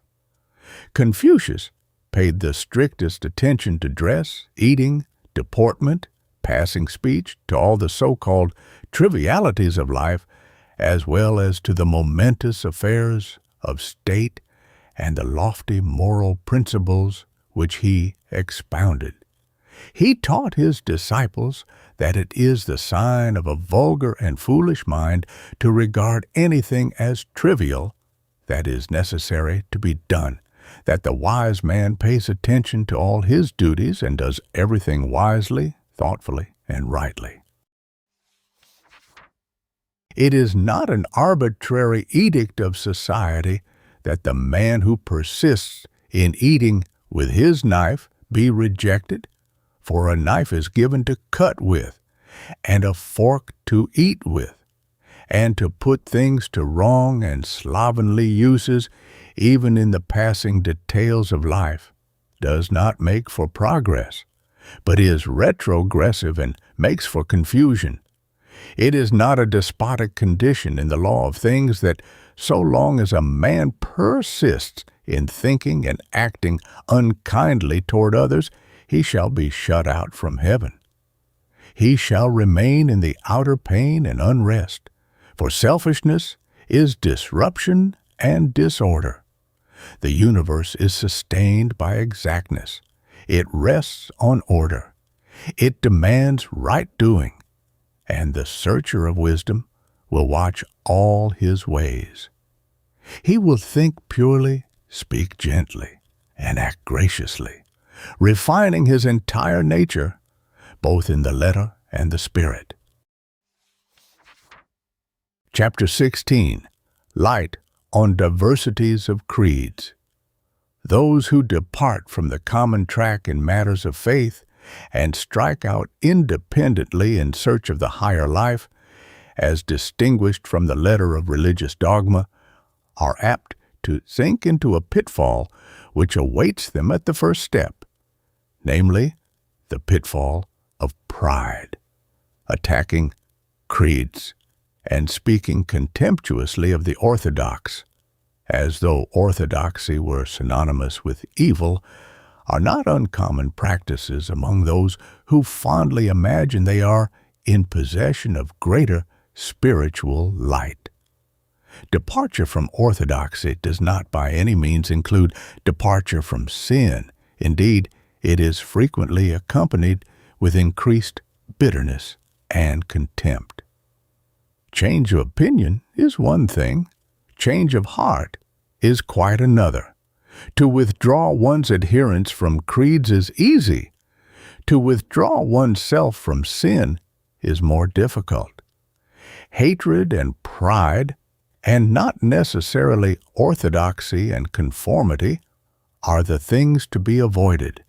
One's own sin, and not another man's creed, is the thing to be despised. The right-minded man cannot pride himself on being broader than others, or assume that he is on a higher plane than others, or think with self-righteous contempt of those who still cling to some form of letter worship which he has abandoned. Applying the words narrow, bigoted, and selfish to others is not the indication of an enlightened mind. No person would wish these terms to be applied to himself, And he who is becoming truly religious does not speak of others in words which would wound him, were they directed toward himself. Those who are learning how to exercise humility and compassion are becoming truly enlightened, thinking lowly of themselves and kindly of others, condemning their own sins with merciless logic, and thinking with tender pity of the sins of others. They develop that insight into the nature and law of things, which enables them to see the truth that is in others and in the religions of others. They do not condemn their neighbor because he holds a different faith or because he adheres to a formal creed. Creeds must be, and he who performs faithfully his duty in his own particular creed, not interfering with or condemning his neighbor in the performance of his duty, is bringing the world nearer to perfection and peace. Amid all the diversities of creeds, there is a unifying power of undying and unalterable love, and he or she who has love has entered into sympathetic union with all. He who has acquired the true spirit of religion, who has attained to pure insight and deep charity of heart, will avoid all strife and condemnation. He will not fall into the delusion of praising his own sect, should he belong to one, and try to prove that it alone is right, or disparage other sects and try to prove that they are false. As the true man does not speak in praise of himself or his own work, so the man of humility, charity, and wisdom does not speak of his own sect as being superior to all others. He does not seek to elevate his own particular religion by picking holes in forms of faith which are held sacred by others. Nothing more explicit and magnanimous has ever been uttered in reference to this particular phrase of the practice of charity than is found in the 12th Edict of Asoka, the great Indian ruler and saint who lived some 2 or 3 centuries previous to the Christian era, and whose life, dedicated to the spread of truth, testified to the beauty of his words. The edict runs thus: there should be no praising of one's own sect and decrying of other sects, but on the contrary, a rendering of honor to other sects for whatever cause honor may be due. By so doing, both one's own sect may be helped forward and other sects will be benefited. By acting otherwise, one's own sect will be destroyed in injuring others. Whosoever exalts his own sect by decrying others does so doubtless out of love for his own sect, thinking to spread abroad the fame thereof. But, on the contrary, he inflicts the more an injury upon his own sect. These are wise and holy words. The breath of charity is in them, and they may be well pondered upon by those who are anxious to overthrow not the religions of other men, but their own shortcomings. It is a dark and deep-seated delusion that causes a man to think he can best advance the cause of his religion by exposing what he regards as the evils of other religions. The most part of it is that while such a one rejoices in the thought that by continually belittling other sects he will perhaps at last wipe them out and win all men to his side, he is all the time engaged in the sad work of bringing into disrepute and thereby destroying his own sect. Just as every time a man slanders another, he inflicts lasting injury upon his own character and prospects, so every time one speaks evil of another sect, he soils and demeans his own. And the man who is prone to attack and condemn other religions is the one who suffers most when his own religion is attacked and condemned. If a man does not like that his own religion should be denounced as evil and false, he should carefully guard himself that he does not condemn other religions as such. If it pleases him when his own cause is well spoken of and helped, he should speak well of and help other causes which, while differing from his own in method, have the same good view in end. In this way, he will escape the errors and miseries of sectarian strife, and will perfect himself in divine charity. The heart that has embraced gentleness and charity avoids all those blind passions which keep the fires of party strife, violence, persecution, and bitterness burning from age to age. It dwells in thoughts of pity and tenderness, scorning nothing, despising nothing, and not stirring up animosity. For he who acquires gentleness gains that clear insight into the great law which cannot be obtained in any other way. He sees that there is good in all sects and religions, and he makes that good his own. Let the truth-seeker avoid divisions and offending distinctions, and let him strive after charity. For charity does not slander, backbite, or condemn. It does not think of trampling down another's and elevating its own. Truth cannot contradict itself. The nature of truth is exactness, reality, undeviating certitude. Why then the ceaseless conflict between the religions and creeds? Is it not because of error? Contradiction and conflict belong to the domain of error, for error, being confusion, is in the nature of self-contradiction.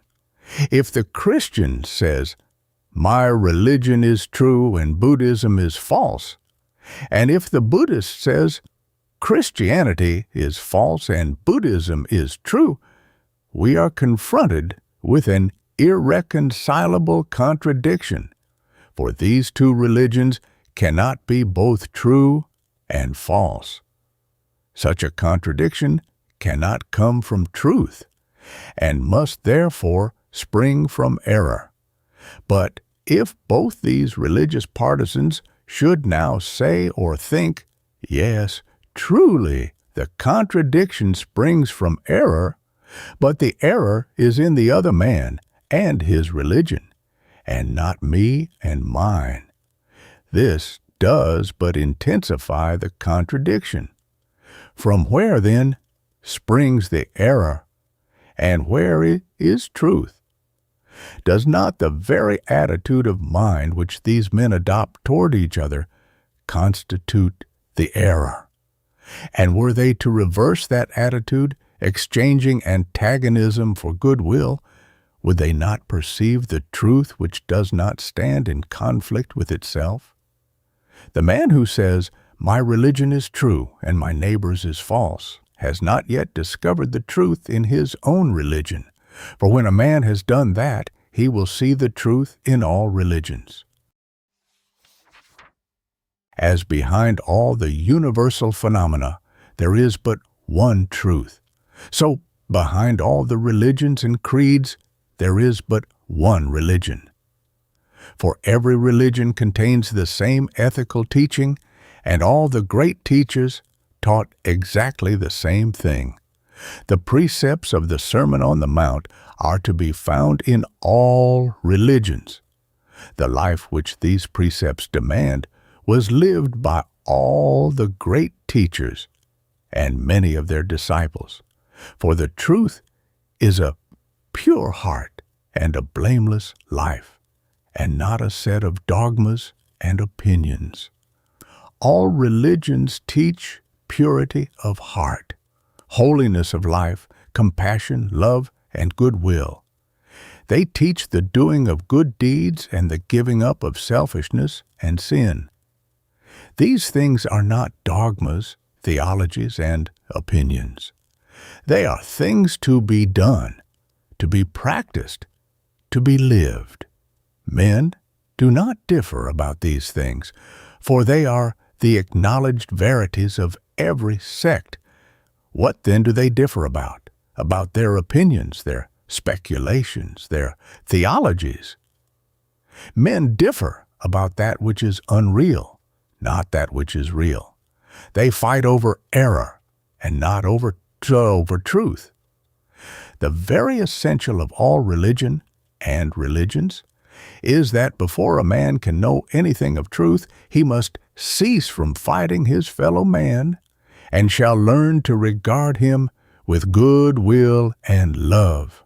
How can a man do this while he is convinced that his neighbor's religion is false, and that it is his duty to do all that he can to undermine and overthrow it?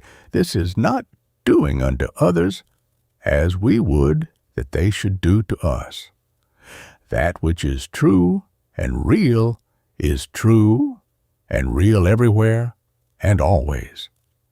There is no distinction between the pious Christian and the pious Buddhist.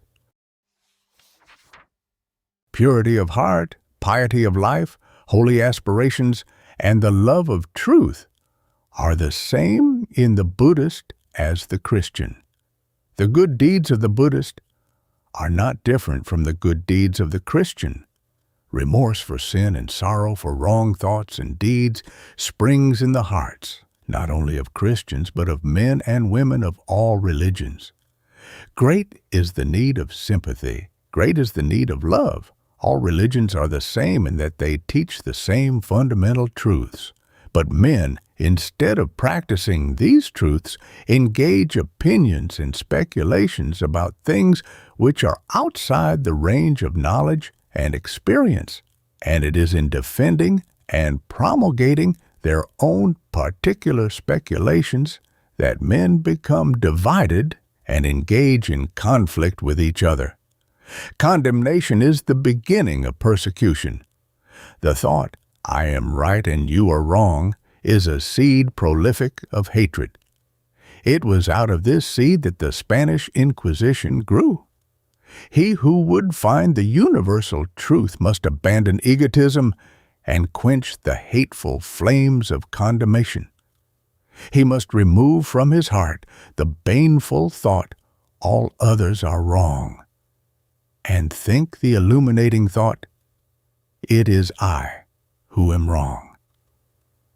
And having thus thought, he will cease from sin and will live in love and goodwill toward all, making no distinctions, engaging in no divisions, a peacemaker and not a partisan. Thus, living charitably disposed to all, he will become one with all. He will comprehend the universal truth, the eternal religion. For while error and selfishness divide, truth demonstrates truth and religion unifies. Chapter 17. Light on Law and Miracle.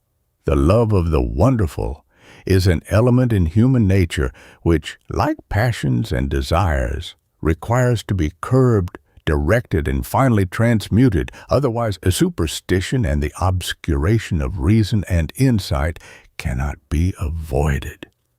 The idea of a miracle must be transcended before the orderly, eternal, and beneficent nature of the law can be perceived. Then peace and certainty, which a knowledge of Kobe bestows, can be enjoyed. Just as a child, when its eyes are opened to the phenomena of this world, becomes involved in wonder and revels in tales of giants and fairies, so when a man first opens his mental eyes to spiritual things, does he become involved in stories of marvels and miracles.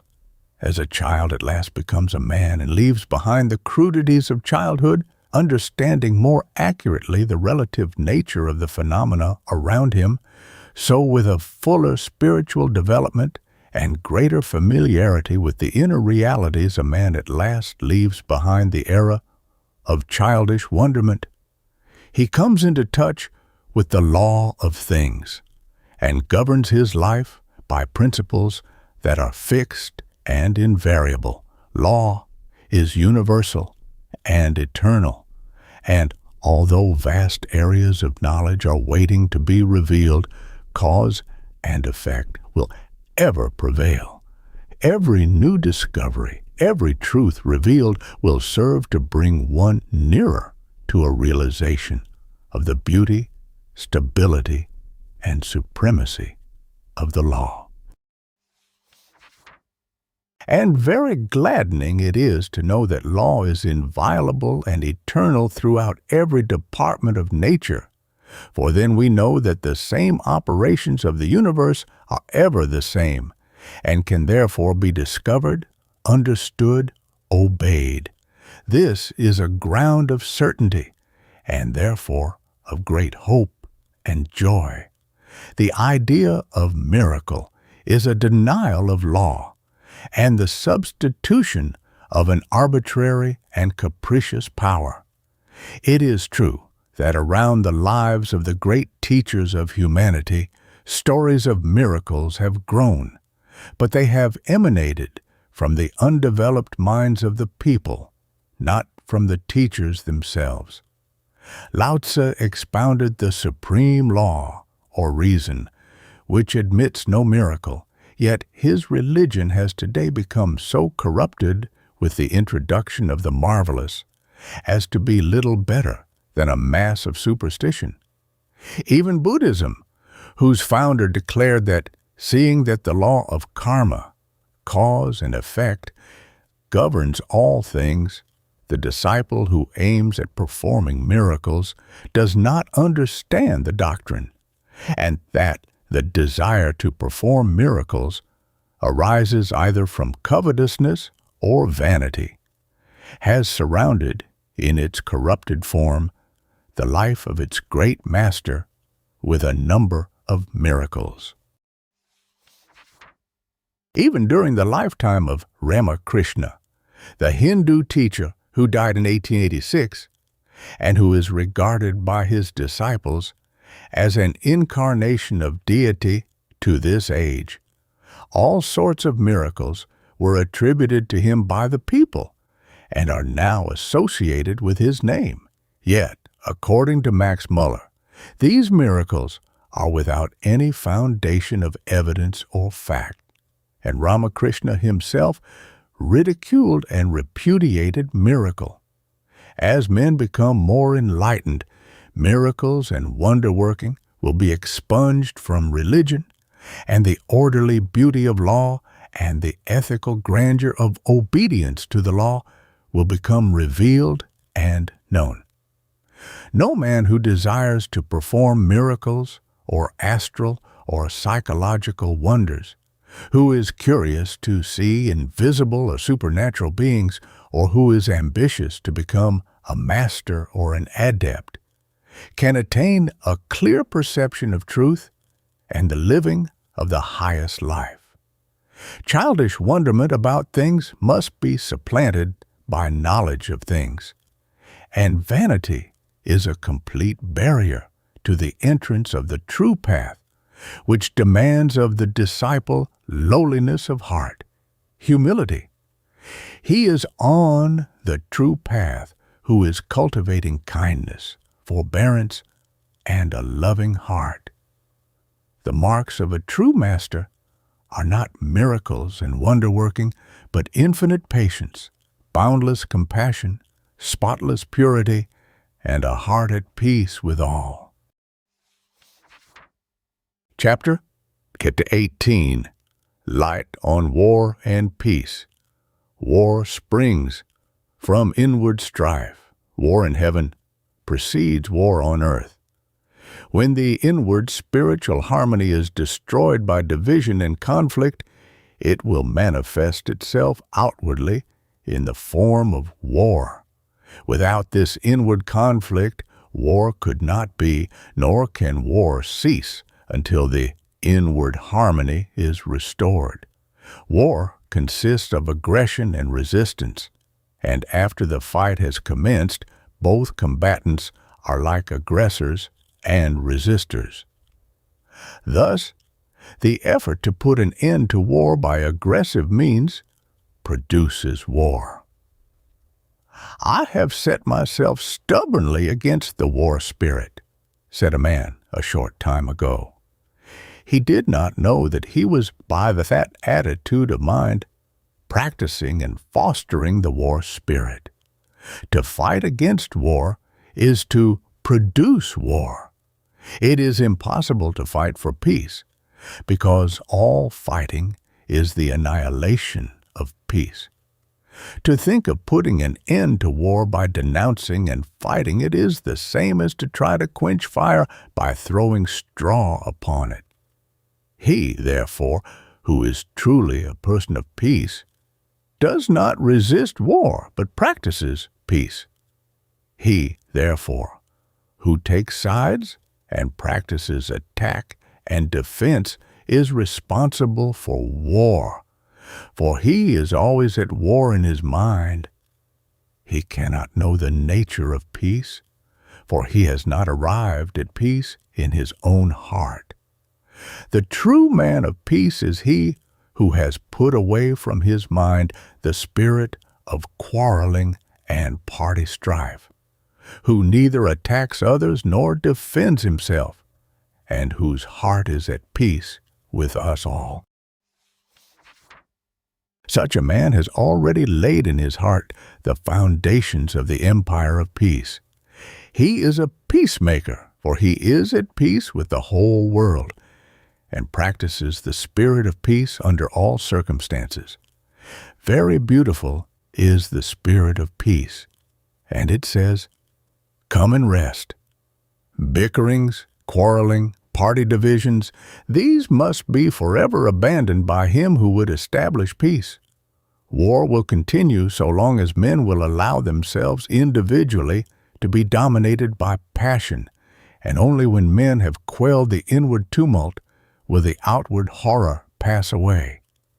Self is the great enemy, the producer of all strife, and the maker of many sorrows. He, therefore, who will bring about peace on earth, let him overcome egotism. Let him subdue his passions. Let him conquer himself. Chapter 19. Light on the Brotherhood of Man. There is no lack of writing and preaching about universal brotherhood, and it has been adopted as a leading article of faith by many newly formed societies.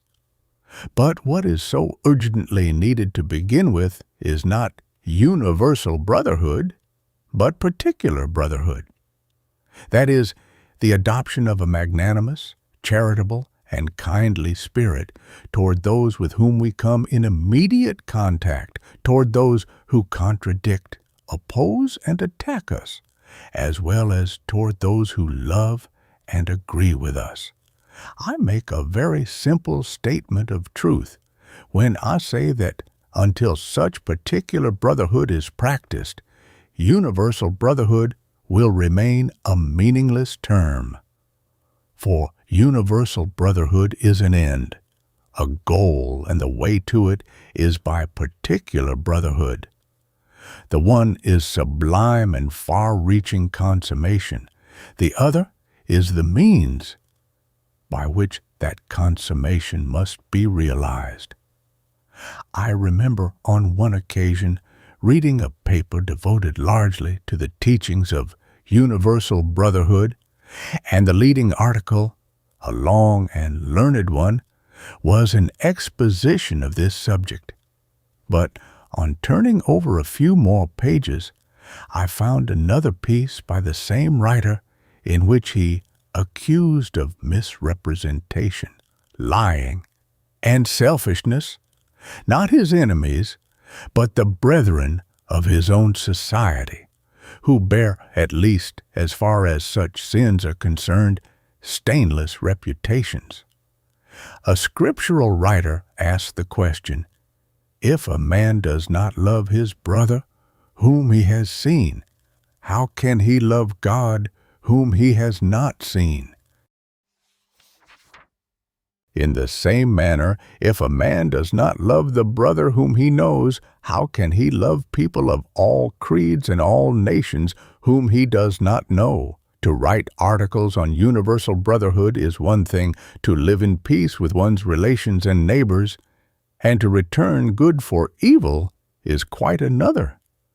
To endeavor to propagate universal brotherhood while fostering in our heart some sparks of envy, spite, and resentment, malice, or hatred, is to be self-deluded, for thus shall we be all the time hindering and denying by our actions that which we eulogize by our words.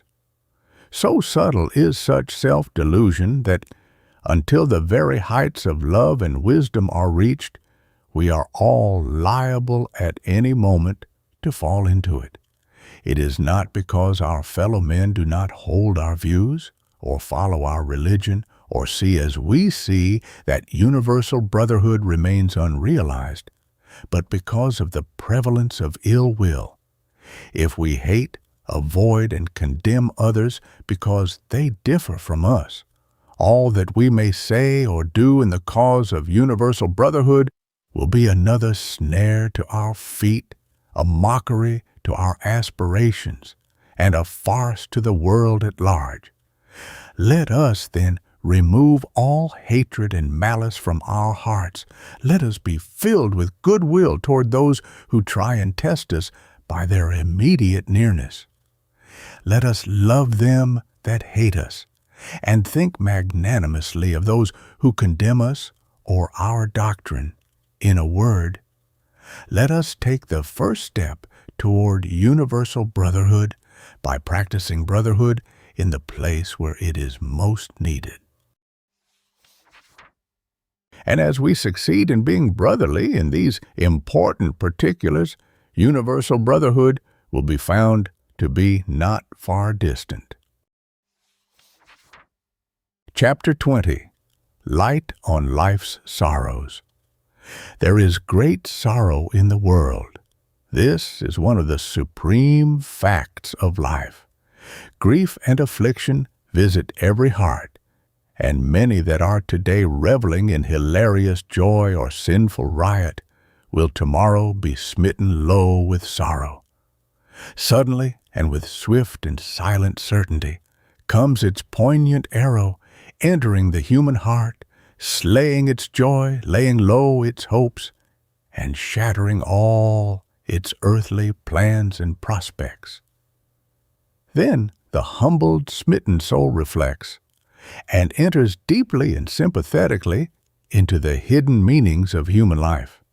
In the dark times of sorrow, men and women approach very near to truth. When, in one brief hour, the built-up hopes of many years of toil fall like a toy palace, and all earthly pleasures burst and vanish like petty bubbles in the grasp, then the crushed spirit, bewildered, tempest-tossed, and without a refuge, gropes in dumb anguish for the eternal and seeks its abiding peace. "Blessed are they that mourn," said the teacher of the West, and the teacher of the East declared that where there is great suffering, there is great bliss. Both of these sayings express the truth that sorrow is a teacher and purifier. Sorrow is not the end of life, though it is, in its consummation, the end of the worldly life.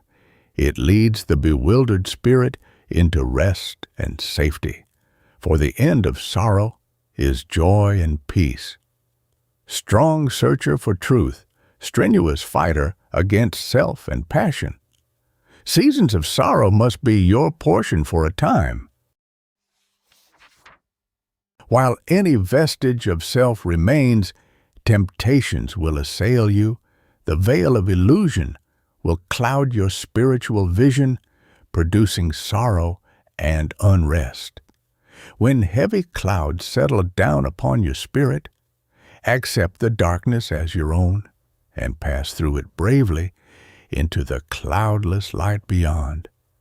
Bear well in that nothing can overtake you that does not belong to you, and that is not for your eternal good. As the poet has truly sung, nor space nor time, nor deep nor high, can keep my own away from me, and not alone are the bright things of life yours. The dark things are yours also. When difficulties and troubles gather thickly about you, when failures come and friends fall away, when the tongue that has sweetly praised you bitterly blames, when beloved lips that pressed against your lips, the soft warm kisses of love, taunt and mock you in the lonely hour of your solitary grief, or when you lay beneath the sod, the cold casket of clay that but yesterday held the responsive spirit of your beloved, when these things overtake you, remember that the hour of your Gethsemane has come. The cup of anguish is yours to drink. Drink it silently and murmur not, for in that hour of oppressive darkness and blinding pain no prayer will save you, no cry to heaven will bring you sweet relief. Faith and patience only will give you the strength to endure and to go through your crucifixion with a meek and gentle spirit, not complaining, blaming no one, but accepting it as your own. When one has reached the lowest point of sorrow, when weak and exhausted and overcome with a sense of powerlessness, he cries to God for help, and there comes no answering comfort and no relief. Then, discovering the painfulness of sorrow and the insufficiency of prayer alone, he is ready to enter the path of self-renunciation, ready to purify his heart, ready to practice self-control, ready to become a spiritual athlete, and to develop that divine and invincible strength which is born of self-mastery. He will find the cause of sorrow in his own heart and will remove it. He will learn to stand alone, not craving sympathy from any, but giving it to all. Not thoughtlessly sinning and remorsefully repenting, but studying how not to commit sin. Humbled by innumerable defeats and chastened by many sufferings, he will learn how to act blamelessly toward others, how to be gentle and strong, kind and steadfast, compassionate and wise. Thus he will gradually rise above sorrow, and at last truth will dawn upon his mind, and he will understand the meaning of abiding peace. His mental eye will be open to perceive the cosmic order. He will be blessed with the vision of the law and will receive the beatific bliss. When the true order of things is perceived, sorrow is transcended. When the contracted personal self, which hugs its own fleeting pleasures and broods over its own petty disappointments and dissatisfactions, is broken up and cast away, then the larger life of truth enters the mind, bringing bliss and peace, and the universal will takes the place of self. The individual becomes one with humanity. He forgets self in his love for all. His sorrow is swallowed up in the bliss of truth.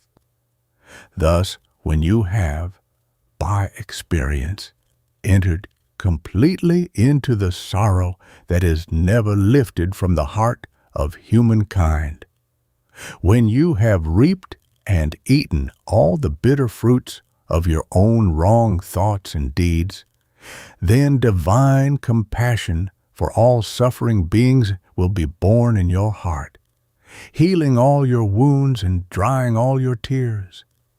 You will rise again into a new and heavenly life, where the sting of sorrow cannot enter, for there is no self there. After the crucifixion comes the transfiguration. The sorrowless state is reached through sorrow, and the wise do not grieve. Ever remember this? In the midst of sin and sorrow, there abides the world of truth. Redemption is at hand. The troubled may find peace. The impure may find purity. Healing awaits the brokenhearted. The weak will be adorned with strength, and the downtrodden will be lifted up and glorified. Chapter 21. Light on Life's Changes. The tendency of things to advance from a lower to a higher level, and from high to higher still, is universal. The worlds exist in order that beings may experience, and by experiencing, acquire knowledge and increase in wisdom. Evolution is only another name for progress. It signifies perpetual change, but a purposeful change, a change accompanied by growth. Evolution does not mean the creation of a new being from a being of a different order. It means the modification of beings by experience and change, and such modification is progress. The fact of change is ever before us. Nothing can escape it. Plants, animals, and human beings germinate, reach maturity, and pass into decay. Even the lordly suns and their attendant worlds rolling through illimitable spaces, although their life is reckoned in millions of years, at last decay and perish.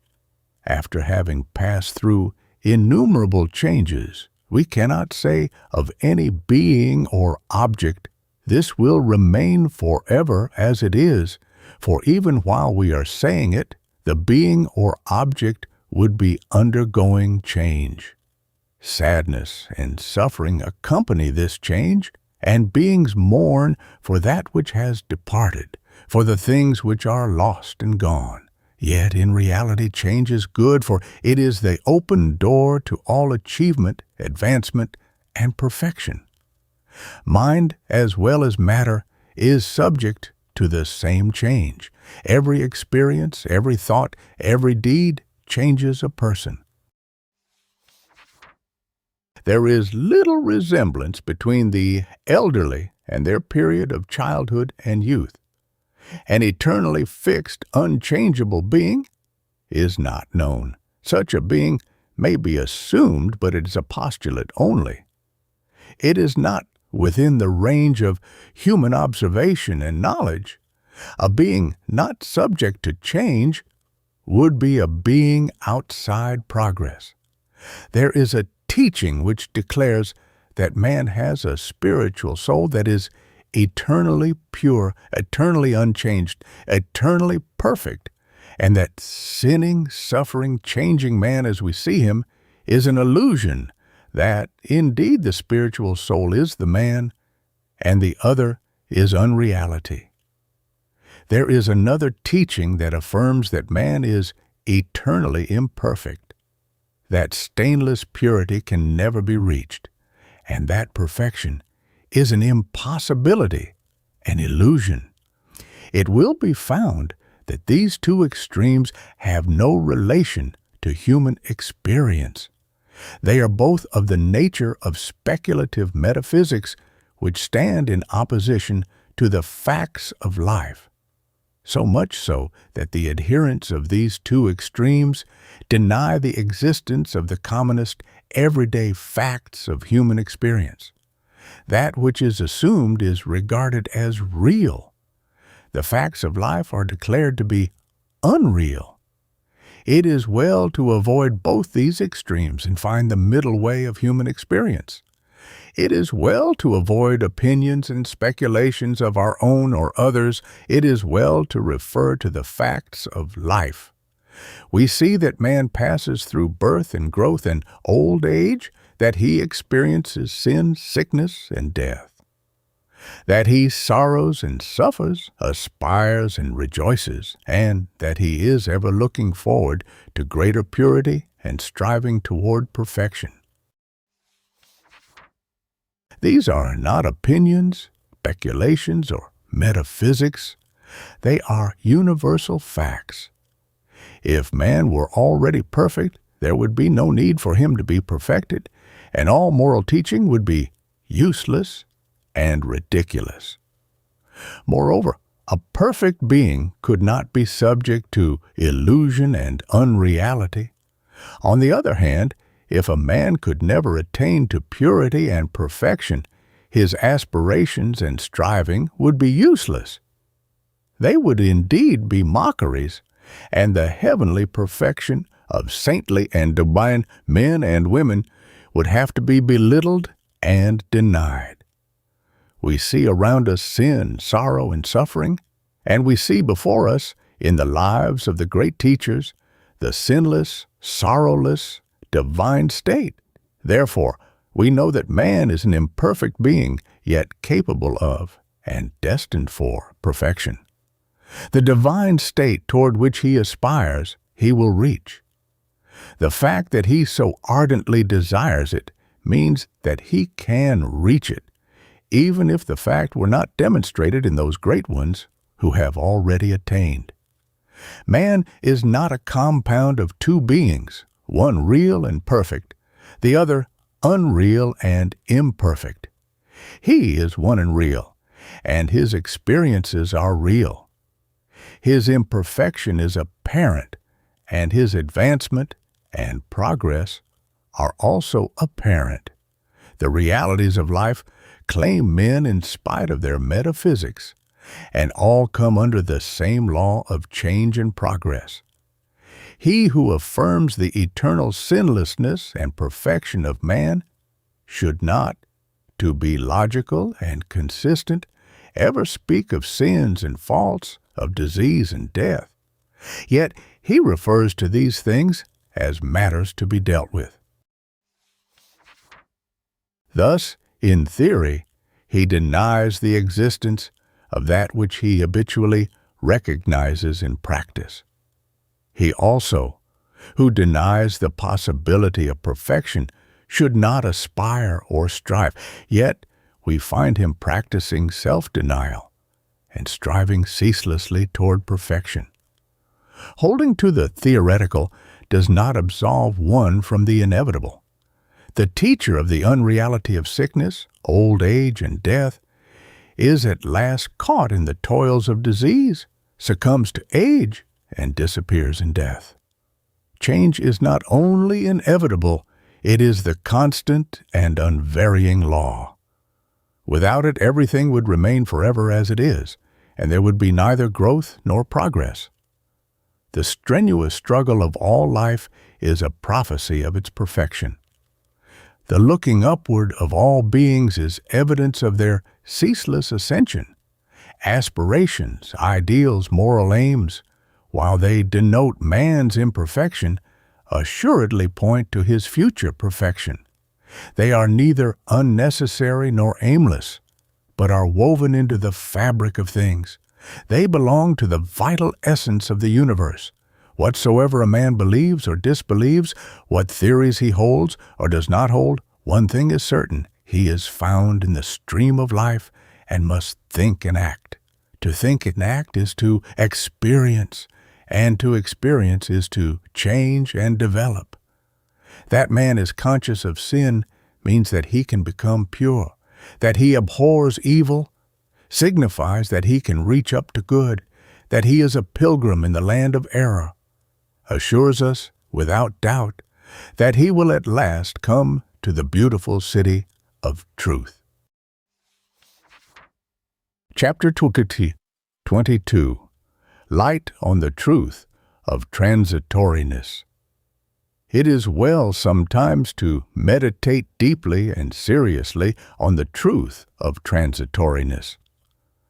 By meditation we will come to perceive how all compounded things must pass away, yea, how even while they remain, they are already in the process of passing away. Such meditation will soften the heart, deepen the understanding, and render one more fully conscious of the sacred nature of life, What is there that does not pass away among all the things of which a man says, "This will be mine tomorrow"? Even the mind is continually changing. Old characteristics die and pass away, and new ones are formed. In the midst of life, all things are dying. Nothing endures, nothing can be retained. Things appear and then disappear. They become, and then they pass away. The ancient sages declared the visible universe to be Maya, illusion, meaning thereby that impermanency is the antithesis of reality. Change and decay are in the very nature of visible things, and they are unreal, illusory, in the sense that they pass away forever. He who would ascend into the realm of reality, who would penetrate into the world of truth, must first perceive, with no uncertain vision, the transitory nature of the things of life. He must cease to delude himself into believing that he can retain his hold on his possessions, his body, his pleasures, and objects of pleasure. For as the flower fades, and as the leaves of the tree fall and wither, so must these things, in their season, pass away forever. The perception of the truth of transitoriness is one of the few great steps in wisdom, for when it is fully grasped, and its lesson has sunk deeply into the heart, the clinging to perishable things, which is the cause of all sorrow, will be yielded up, and the search for the truth which abides will be accelerated. Anguish is rife, because men and women set their hearts on the acquisition of things that perish, because they lust for the possession of those things which, even when obtained, cannot be retained. There is no sorrow that would not vanish if the clinging to transient things were given up. There is no grief that would not be dispersed if the desire to have and to hold things which in their very nature cannot endure were taken out of the heart. Tens of thousands of grief-stricken hearts are today bewailing the loss of some loved object which they called theirs in days that are past, are weeping over that which is gone forever and cannot be restored. Men are slow to learn the lessons of experience and to acquire wisdom, and unnumbered griefs and pains and sorrows have failed to impress them with the truth of transitoriness. He who clings to that which is impermanent cannot escape sorrow, and the intensity of his sorrow will be measured by the strength of his clinging. He who sets his heart on perishable things embraces the companionship of grief and lamentation. Men and women cannot find wisdom because they will not renounce the clinging to things. They believe that clinging to perishable objects is the source of happiness and not the cause of sorrow. They cannot escape unrest and enter into the life of peace because desire is difficult to quench, and the immediate and transitory pleasure which gratified desire affords is mistaken for abiding joy. It is because the true order of things is not understood that grief is universal. It is ignorance of the fleeting nature of things that lies at the root of sorrow. The sting of anguish will be taken out of life when the lust to hold and to preserve the things of decay is taken out of the heart. Sorrow is ended for him who sees things as they are, who, realizing the nature of transiency, detaches his heart and mind from the things that perish. There is a right use for perishable things, and when they are rightly used, and not doted upon for themselves alone, their loss will cause no sorrow. If a rich man thinks in his heart, My riches and possessions are no part of me, nor can I call them mine, seeing that when I am summoned to depart from this world, I cannot take them with me. They are entrusted to me to be used rightly, and I will employ them to the best of my ability for the good of men and for the world. Such a man, though surrounded by luxuries and responsibilities, will be lifted above sorrow and will draw near to the truth. On the other hand, if the poor man does not covet riches and possessions, his condition will cause him no anxiety and unrest. He who by a right understanding of life rids his heart of all selfish grasping and clinging, who uses things wisely and in their proper place, and who, with chastened heart and mind clarified of all thirsty desires, remains serene and self-contained in the midst of all changes, such a man will find truth.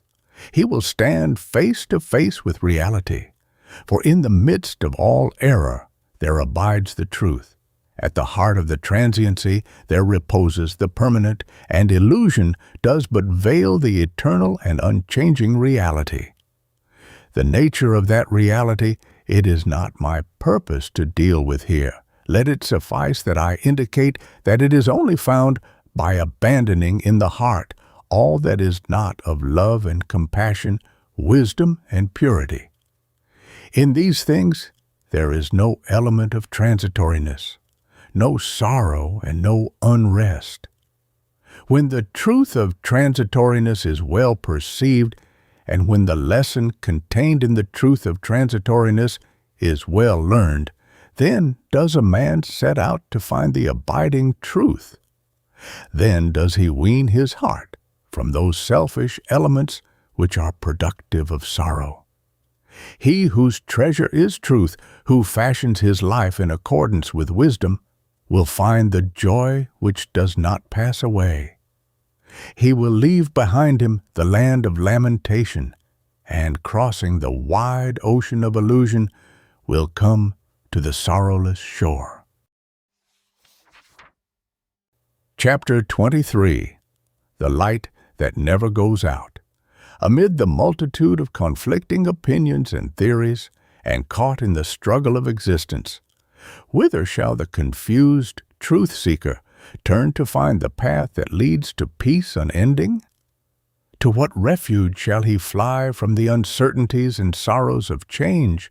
Will he find peace in pleasure? Pleasure has its place, and in its place it is good.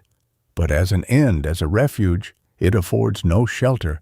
He who seeks it as such does but increase the anguish of life.